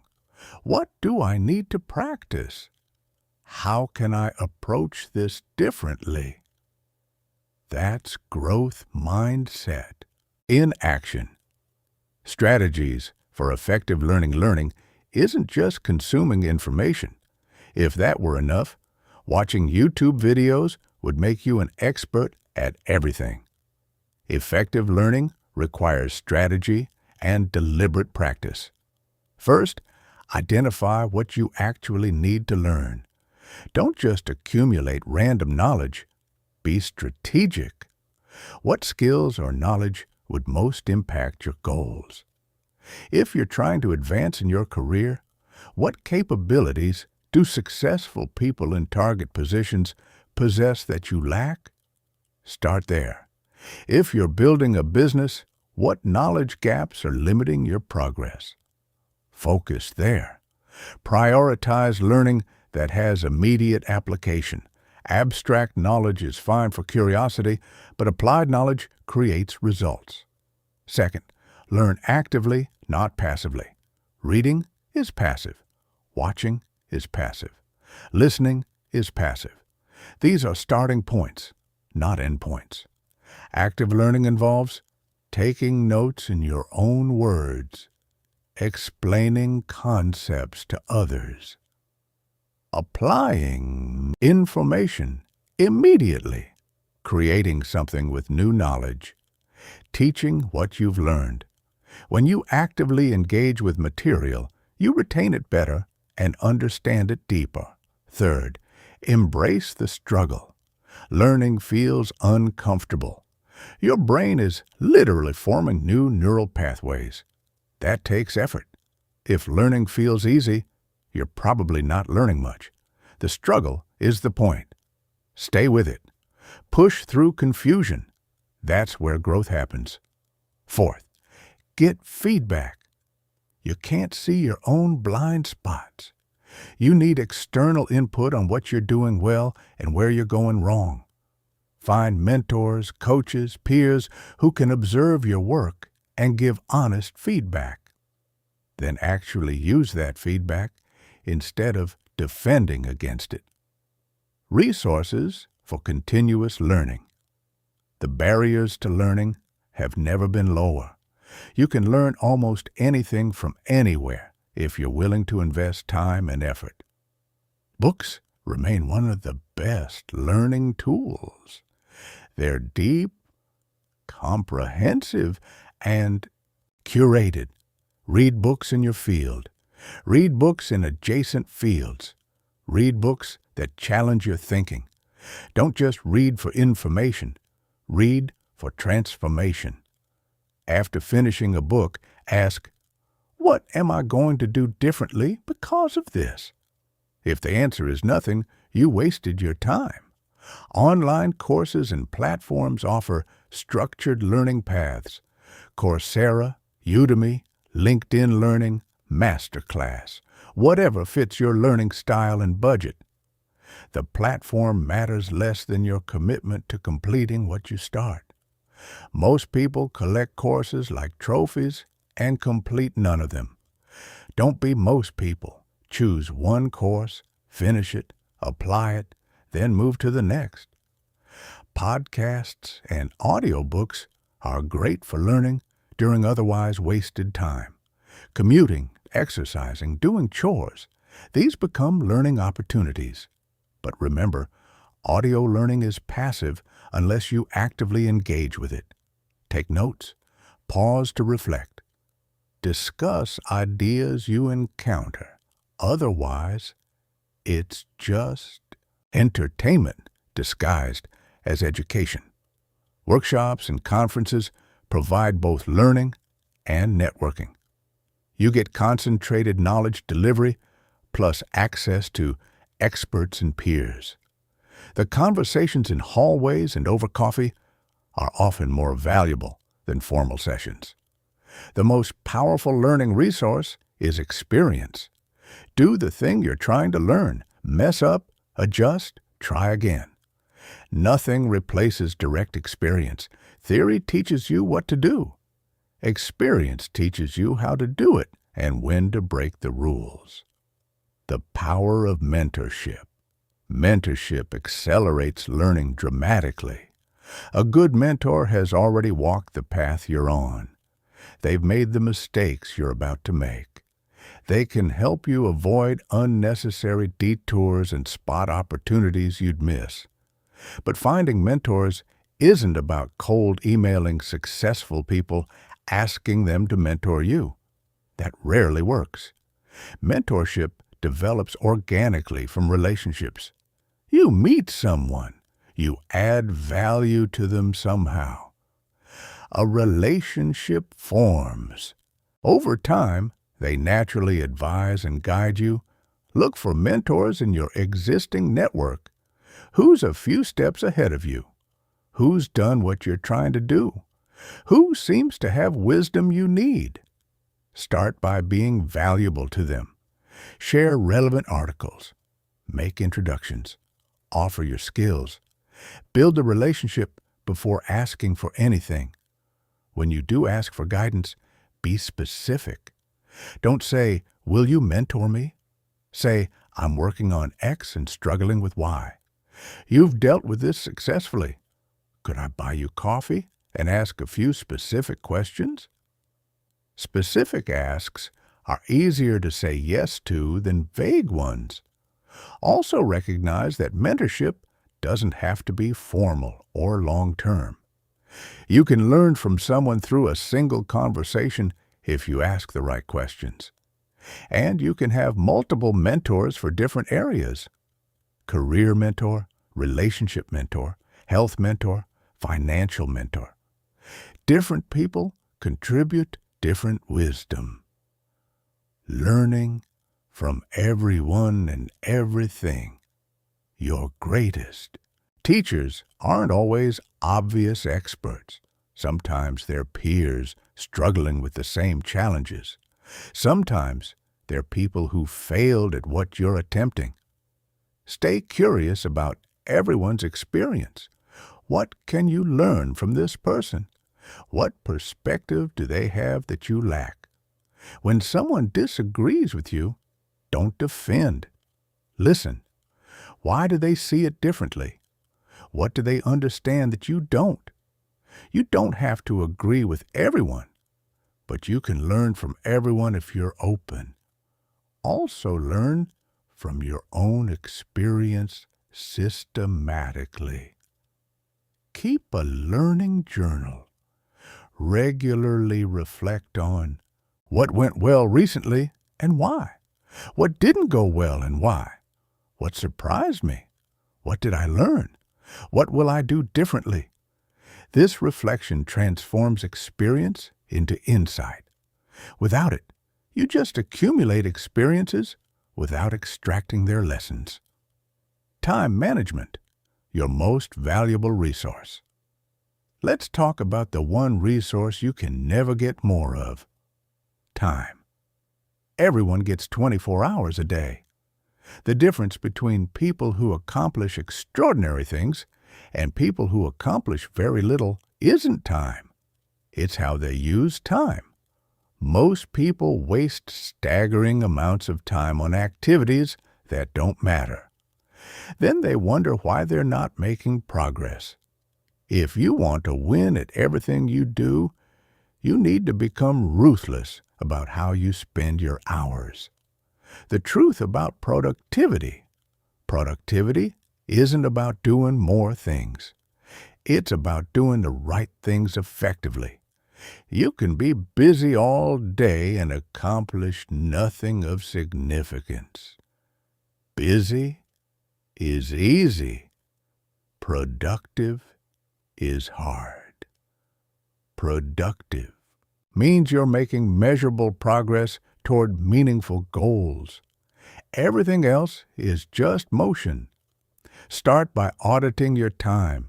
For 1 week, track every hour. What are you actually doing? Be honest. Include the time scrolling social media, watching Netflix, in pointless meetings, doing busy work. You'll probably be shocked. Most people discover they waste 20 to 30 hours per week on activities that add no value to their lives or goals. Those are your first targets. Eliminate or minimize them.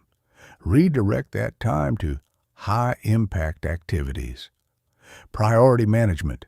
First things, first-time management is really priority management. You can't do everything. You have to choose what matters most. Remember the Eisenhower matrix from earlier? Important and urgent, important but not urgent, urgent but not important, neither urgent nor important. Most people spend their days reacting to urgent things, whether important or not. They're firefighting constantly. They feel busy and stressed, but not fulfilled, because they're not making progress on what actually matters. The key is scheduling time for important but not urgent activities before they become urgent. This is where you should spend most of your best energy. Strategic planning, skill development, relationship building, health maintenance, creative work systems. Building these activities don't scream for attention. They don't have deadlines until you create them. But they're what actually moves your life forward. Block time for them, non-negotiable time. Treat these blocks like important meetings that you cannot reschedule. Everything else fits around them, not the other way around. Deep work versus shallow work. Not all work is created equal. Some work requires intense focus and produces significant value. Other work is necessary but doesn't require much cognitive effort. Cal Newport calls this deep work versus shallow work. Deep work is cognitively demanding work that creates value and is hard to replicate. Writing, strategic thinking, complex problem solving, creative work, learning difficult concepts. Shallow work is low cognitive demand, logistical work, email, scheduling, administrative tasks, most meetings. Both are necessary, but deep work is what actually drives results. The problem is, deep work is hard and uncomfortable. Shallow work is easy and feels productive. So most people default to shallow work and wonder why they're not advancing. You need to protect time for deep work. Long, uninterrupted blocks where you can focus intensely on high-value activities. This means turning off notifications, closing unnecessary tabs and apps, setting boundaries with others, working in environments that support focus, batching shallow work instead of letting it interrupt deep work. Most people can sustain 3 to 4 hours of quality deep work per day. That's it. But 3 to 4 hours of focused deep work produces more value than 12 hours of distracted shallow work. Identify your most productive hours.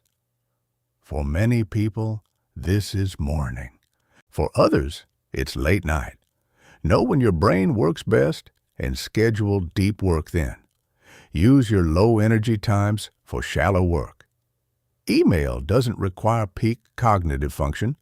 Strategic planning does. Time blocking and batching. Time blocking is one of the most effective time management strategies. Instead of working from a to-do list and bouncing between tasks randomly, You assign specific time blocks to specific activities. Monday 9 to 12, deep work on Project A. Monday 1 to 2, meetings. Monday 2 to 3, email and admin. Monday 3 to 5, deep work on Project B. This approach forces you to be realistic about how much time things take and intentional about what gets your attention when. It also reduces decision fatigue. You're not constantly deciding, what should I work on now? You've already decided. You just execute. Batching complements time blocking. Instead of responding to emails throughout the day, check and respond to all emails during specific blocks. Instead of taking random calls, batch your calls together. This reduces context switching, which is cognitively expensive. Every time you switch tasks, your brain needs time to refocus. Minimize switches, maximize focus time. Energy management, the hidden variable. Time management is necessary but insufficient. You also need to manage your energy. You might have 6 hours blocked for deep work, but if you're exhausted or burnt out, those 6 hours won't be productive. Energy management requires attention to physical, mental, and emotional factors. Physical energy comes from sleep, nutrition, exercise, and rest. We covered this already, but it bears repeating. You cannot sustain high performance without taking care of your body. Mental energy requires minimizing decision fatigue and cognitive overload. Simplify your life where possible. Create routines that automate small decisions. Reduce the number of things competing for your attention. Emotional energy requires managing stress, maintaining positive relationships, and doing work that feels meaningful. If you're constantly stressed or working on things you don't care about, you'll be drained no matter how much you sleep. Pay attention to what energizes versus drains you. Do more of the former, less of the latter when possible. Also, schedule recovery time. You can't operate at maximum output constantly. Build in breaks, downtime, activities that recharge you. High performance isn't about constant grinding. It's about alternating intense effort with adequate recovery.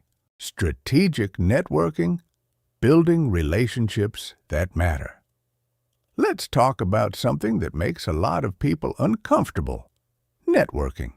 The word itself conjures images of awkward events, forced small talk, and transactional exchanges of business cards. That's not networking, that's performing networking theater.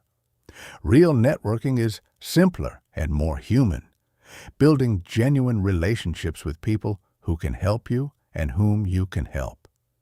Success rarely happens in isolation. Behind every major achievement is a web of relationships that provided opportunities, knowledge, support, or resources. Your network is one of your most valuable assets. But here's what most people miss. Networking isn't about collecting contacts. It's about cultivating real connections. Quality over quantity. You don't need to know thousands of people. You need meaningful relationships with the right people. A small network of strong connections beats a large network of weak ones every single time. Strong connections are people who actually know you beyond surface level, trust you and value your relationship, will take your call or respond to your message, think of you when relevant opportunities arise, will advocate for you to others. These relationships develop through repeated interactions, mutual value exchange, and genuine care. Weak connections are people you've met once or connected with online, but have no real relationship with. They might remember your name. They probably won't go out of their way to help you. Stop trying to network with everyone. Start building real relationships with people who matter for your goals. Identifying key relationships. Who should be in your network? That depends on your goals, but generally, mentors and advisors, people ahead of you who can guide you based on their experience. Peers and collaborators, people at similar stages who can partner with you, share insights, and provide mutual support. Connectors, people who know lots of people and make introductions. These are force multipliers for your network. Industry experts, people with specialized knowledge or skills you can learn from. Decision makers, people who can say yes to opportunities you want. Supporters, people who believe in you and champion your work even when you're not in the room. You don't need all of these immediately. Build your network strategically over time, focusing on relationships that align with your current priorities. The art of genuine connection. Networking fails when it feels transactional. "Hi, I want something from you" is not relationship building. Successful networking starts with genuine interest in others. When you meet someone, don't immediately think, "What can this person do for me?" Think, "Who is this person? What do they care about? What challenges are they facing? How might I add value to them?" Ask good questions. Listen actively. Remember details. Follow up on things they mentioned. People like people who are interested in them. When you show genuine curiosity, people naturally want to help you. Also, bring value before asking for anything. Share an article relevant to their work. Make an introduction to someone who could help them. Offer your expertise on something they're struggling with. Build relationship equity before making withdrawals. When you eventually do need something, you're asking a friend for help, not a stranger for a favor. The dynamic is completely different. Making initial contact. How do you actually meet these people and start relationships? For people in your existing circles, it's simple. Colleagues, friends of friends, people in your community. You already have some connection point. Build from there. For people outside your current network, attend industry events and conferences, not to collect business cards, but to have real conversations. Quality over quantity. 3 meaningful conversations beat 20 superficial ones. Engage thoughtfully online. Comment meaningfully on their content. Share their work with your own insights. Participate in relevant online communities. Demonstrate your thinking and expertise. Ask for introductions. Do you know someone who knows them? A warm introduction is infinitely better than cold outreach. If you must do cold outreach, make it personal and specific. Reference something specific about their work. Explain why you want to connect. Propose something concrete and easy to say yes to. "I admire your work in X. I'm working on Y and would love 15 minutes to ask you 3 specific questions about Z. Would you be open to a brief call?" That's much better than "Let's grab coffee sometime" or "Can I pick your brain?" Be respectful of people's time. Make asks easy and specific. Don't expect busy people to figure out how to help you. Tell them exactly what you need. Maintaining relationships over time. Starting relationships is one thing. Maintaining them is another. Most people's networks slowly die because they only reach out when they need something. Then they wonder why people don't respond. Maintain relationships proactively. Check in periodically with no agenda. Hey, I was thinking about you. How's that project going? No ask, just genuine interest.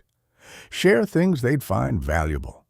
Articles, opportunities, introductions, congratulations on achievements. Add value consistently. Celebrate their wins. When someone in your network achieves something, acknowledge it. Everyone appreciates recognition. Remember personal details, their kids' names, their hobbies, things they care about outside work. This shows you see them as a full person, not just a professional contact. Show up for them. When they need support, help, or advice, be responsive. Relationships are reciprocal. If you only take and never give, the relationship dies. Make maintenance systematic. Schedule monthly or quarterly check-ins with key relationships. Set reminders. Don't rely on memory or chance. Leveraging your network. Effectively. At some point, you'll need something from your network. A job lead, an introduction, advice, a favor. How do you ask effectively? Be direct and specific. Don't dance around what you need. I'm looking for opportunities in X field. Do you know anyone hiring or worth talking to? Is clear and answerable. Make it easy for them to help. The less work they have to do, the more likely they'll say yes. Provide context. Explain exactly what you need and why. Offer something in return if possible. Not always necessary, especially with close relationships, but thinking about reciprocity shows respect. Accept no gracefully. Sometimes people can't help, and that's okay. Thank them anyway. Don't make them feel guilty for their limitations. Express genuine gratitude when people help you. Follow up to let them know how it went. People want to know their help mattered. Networking for introverts. But I'm an introvert. Networking exhausts me. Fair. But successful introverts network too. They just do it differently. Focus on depth over breadth. You don't need to work the entire room. Have fewer, deeper conversations. Leverage one-on-one interactions. Coffee meetings, phone calls, small group conversations. You can build strong relationships without attending massive events. Use online networking. Introverts often thrive in written communication. Engage through thoughtful comments, emails, and messages. Build relationships digitally. Prepare conversation starters. Reduces the anxiety of spontaneous small talk. Have a few go-to questions ready. Take breaks. If you attend an event, step outside periodically to recharge. No one expects you to be on continuously. Your introversion isn't a disadvantage in networking. It's just a different style. Work with your nature, not against it. The long game of relationship building. Here's the final truth about networking. It's a long game. You might invest in relationships for years before they generate obvious returns. That's normal. The person you help today might connect you to a life-changing opportunity 5 years from now. The mentor you cultivate now might make an introduction that changes your career trajectory a decade later. Or they might never directly help you, but the relationship enriched your life anyway. Don't network transactionally with a scoreboard tracking who owes whom. Build real relationships with people you genuinely like and respect. The opportunities will emerge naturally from authentic connections. That's how it works. And here's the beautiful part. When you approach networking as building genuine relationships rather than collecting contacts, it stops feeling like networking and starts feeling like friendship, which is what it should be. Your network is really just your community. The people you know, care about, learn from, and support. When you think about it that way, networking becomes something you want to do, not something you have to do. Giving before getting. The reciprocity principle. The most successful networkers are givers, not takers. They constantly add value to others, making introductions between people who should know each other. Sharing opportunities. They're not pursuing themselves. Offering advice and expertise freely, promoting others' work. Celebrating others' successes. They give without keeping score, without expecting immediate returns, and somehow they receive more opportunities, support, and goodwill than people who only take. This isn't mystical, it's practical. When you're known as someone who helps others, people want to help you back. You build social capital through generosity. Also, successful people are usually givers. If you want relationships with successful people, you need to be the kind of person they want in their network. Takers don't make the cut. So ask yourself, what can I give? How can I add value? Who can I help today? Start there. The receiving follows naturally. Your network as a reflection of your aspirations. There's a saying, you're the average of the 5 people you spend the most time with. Look at your closest relationships.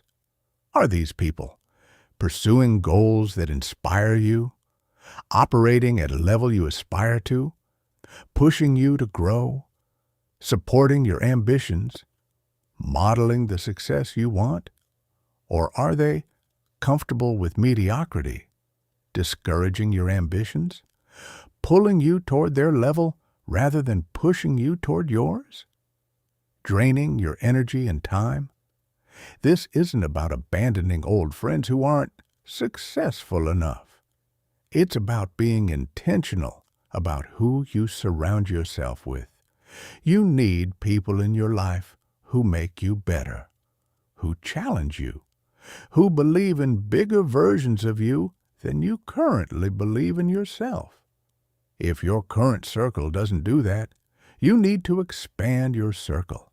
This might mean joining different communities, attending events where ambitious people gather, reaching out to people operating at levels you aspire to, being selective about who gets your time and energy.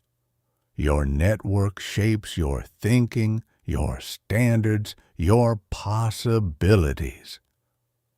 Choose it wisely. Negotiation mastery. Getting what you deserve. Let's talk about a skill that directly impacts your income, opportunities, and quality of life. Negotiation. Most people are terrible at negotiating. They accept the first offer. They feel uncomfortable asking for more. They'd rather avoid conflict than advocate for themselves. This costs them hundreds of thousands of dollars over a lifetime. It costs them opportunities, respect, and advancement. If you want to win at everything you do, you must get comfortable negotiating, not manipulating, not being aggressive, but clearly and confidently asking for what you want and deserve. The preparation that wins negotiations. Negotiations are won or lost before you ever enter the room. Preparation is everything. Start by clarifying exactly what you want. Not just more money, but specific numbers, terms, conditions. The clearer you are, the better you can advocate. Research extensively. What's the market rate? What do others in similar positions if you walk away? What are your other if you walk away? What are your other options? The stronger your alternative, the stronger your negotiating position. Also, try to understand their BATNA. What are their alternatives? How badly do they need you? This intelligence shapes your strategy. Identify your non-negotiables versus your flexible points. Where can you compromise? Where can't you? Know this before discussions begin. Prepare your opening position. Generally, you want to anchor high, but reasonably, because negotiations tend to move from the opening position. If you start at your bottom line, you only move down from there. The psychology of persuasion. Negotiation isn't just about logic and numbers. It's deeply psychological. People make decisions based on emotion, then justify with logic. Understanding this changes how you negotiate. Build rapport first. People negotiate more generously with people they like. Small talk isn't wasted time. It's investment in relationship that pays off when discussions get tough. Listen more than you talk. Most people focus on what they'll say next instead of truly hearing the other person. Big mistake. When you listen carefully, you discover what they actually care about, which reveals negotiation opportunities. Ask questions instead of making statements. What would make this work for you? Is more effective than, here's what I want. Questions invite collaboration. Statements create resistance. Use silence strategically. After making your offer or responding to theirs, shut up. The next person who speaks usually compromises. Resist the urge to fill silence with concessions. Frame your asks in terms of their benefit, not your need. I believe increasing the budget by X would allow me to deliver Y result, which aligns with your goal of Z, is stronger than I need more money. Handling objections and resistance. Every negotiation involves objections. That's too expensive. We can't do that. That's not how we usually work. Don't panic. Don't immediately cave. These are positions, not immovable facts. When you hear an objection, first seek to understand it. Help me understand your concern about that. What specifically makes that challenging? Often, the stated objection isn't the real issue. Acknowledge their concern.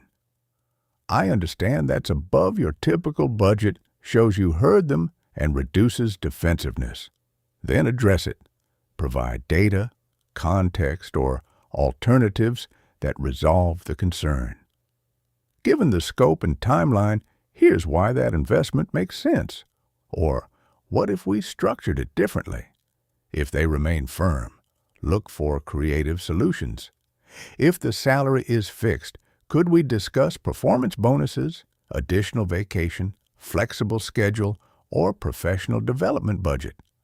Negotiation isn't zero-sum. Often, there are ways to create value for both parties by thinking creatively about what's on the table, knowing when to walk away. Sometimes negotiations fail. The gap is too wide. The terms are unacceptable. Your needs can't be met. Walking away is a valid outcome. Sometimes it's the best outcome. Don't be so desperate for agreement that you accept terrible deals. Remember your BATNA.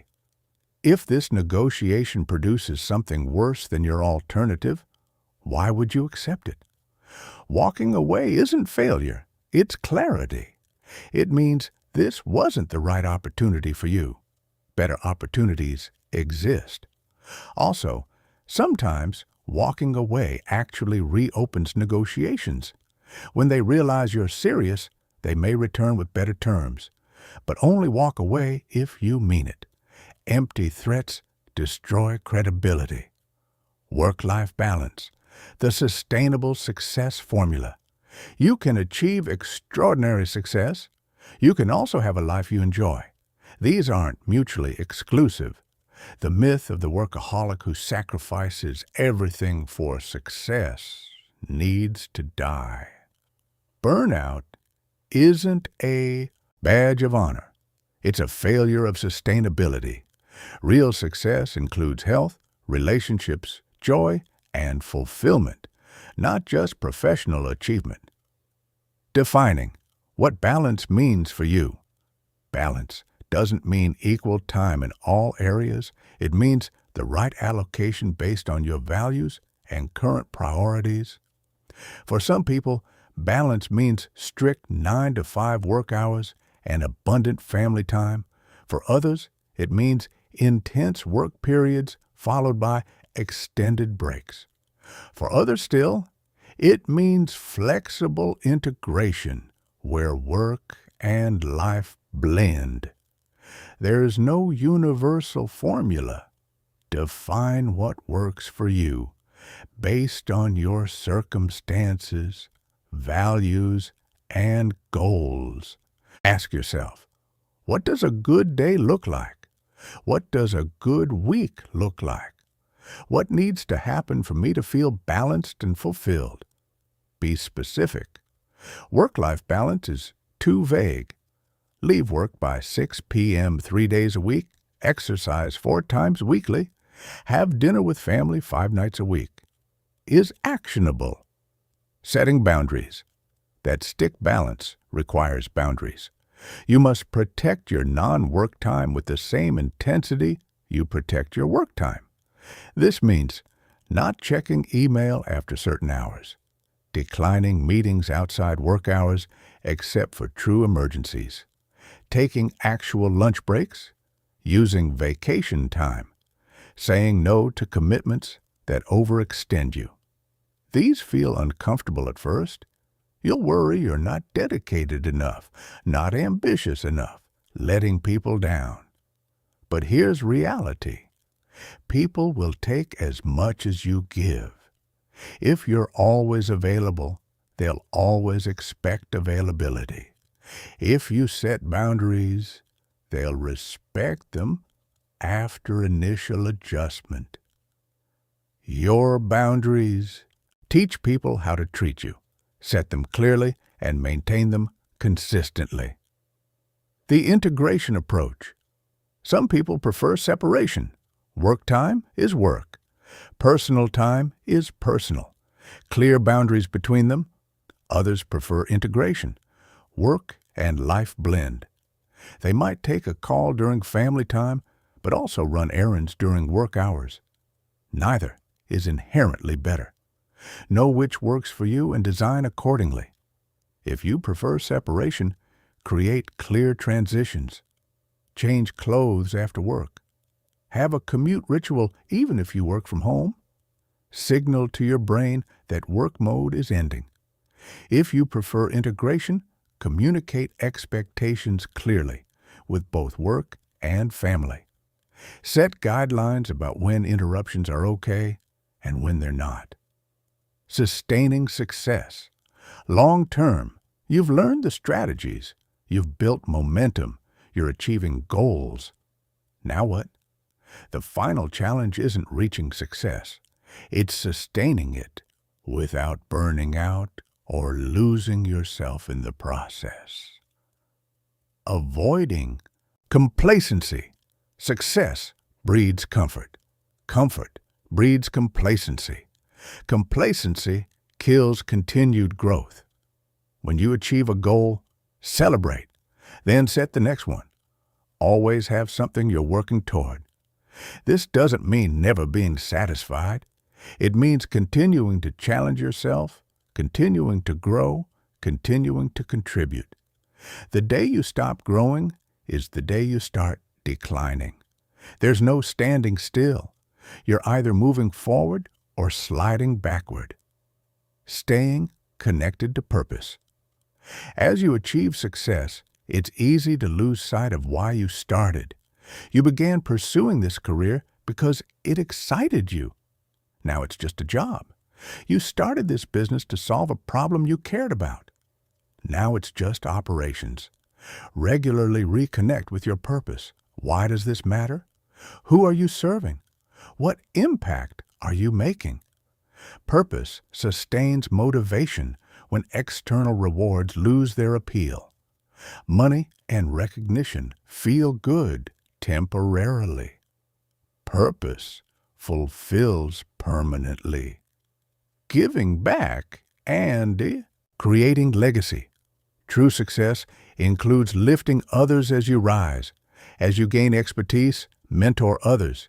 As you gain resources, support causes you care about. As you gain platform, amplify voices that need hearing. This isn't just altruism, it's fulfillment, it's meaning, it's legacy. What do you want to be remembered for? Not just what you achieved, but who you helped, what you contributed, how you made others' lives better. Start building that legacy now. Don't wait until you've made it. Make an impact at every level. The ultimate truth about winning. We've covered a lot. Vision, goals, strategy, execution, resilience, learning, time management, networking, negotiation, balance. But here's the ultimate truth I need you to understand. Winning isn't a destination. It's a practice. You don't win once and you're done. You win daily through the choices you make, the actions you take, the person you become. Winning is deciding to show up when you don't feel like it. It's choosing the hard right over the easy wrong. It's persisting when quitting would be simpler. It's making that difficult call, having that uncomfortable conversation, doing one more rep, learning one more skill, investing in yourself when no one's watching. These small decisions compound over time into extraordinary outcomes. You already have everything you need to win. The strategies are here. The roadmap is clear. The only question is, will you do the work? Because here's the thing nobody tells you. Knowledge without action is worthless. You can know every strategy in this guide and still achieve nothing if you don't implement. The difference between people who succeed and people who don't isn't information. It's execution. It's showing up. It's persistence. It's refusing to quit when things get hard. So here's my final challenge to you. Pick one thing from everything you've learned. Just one. The thing that resonated most. The thing you know would make the biggest difference in your life. And do it. Today. Not tomorrow. Not next week. Today. Then do it again tomorrow and the next day. Build momentum through consistent action. Success isn't complicated. It's simple strategies executed consistently over time. That's it. That's the secret. You can win at everything you do, not because you're special or lucky or privileged, because you're willing to do what others won't. You're willing to set clear goals when others stay vague. You're willing to develop strategy when others just react. You're willing to build skills when others stay comfortable. You're willing to persist when others quit. That's what separates winners from everyone else. Not talent, not circumstances, choice. Repeated daily, so make the choice. Start now. Your future self will thank you. Now go win.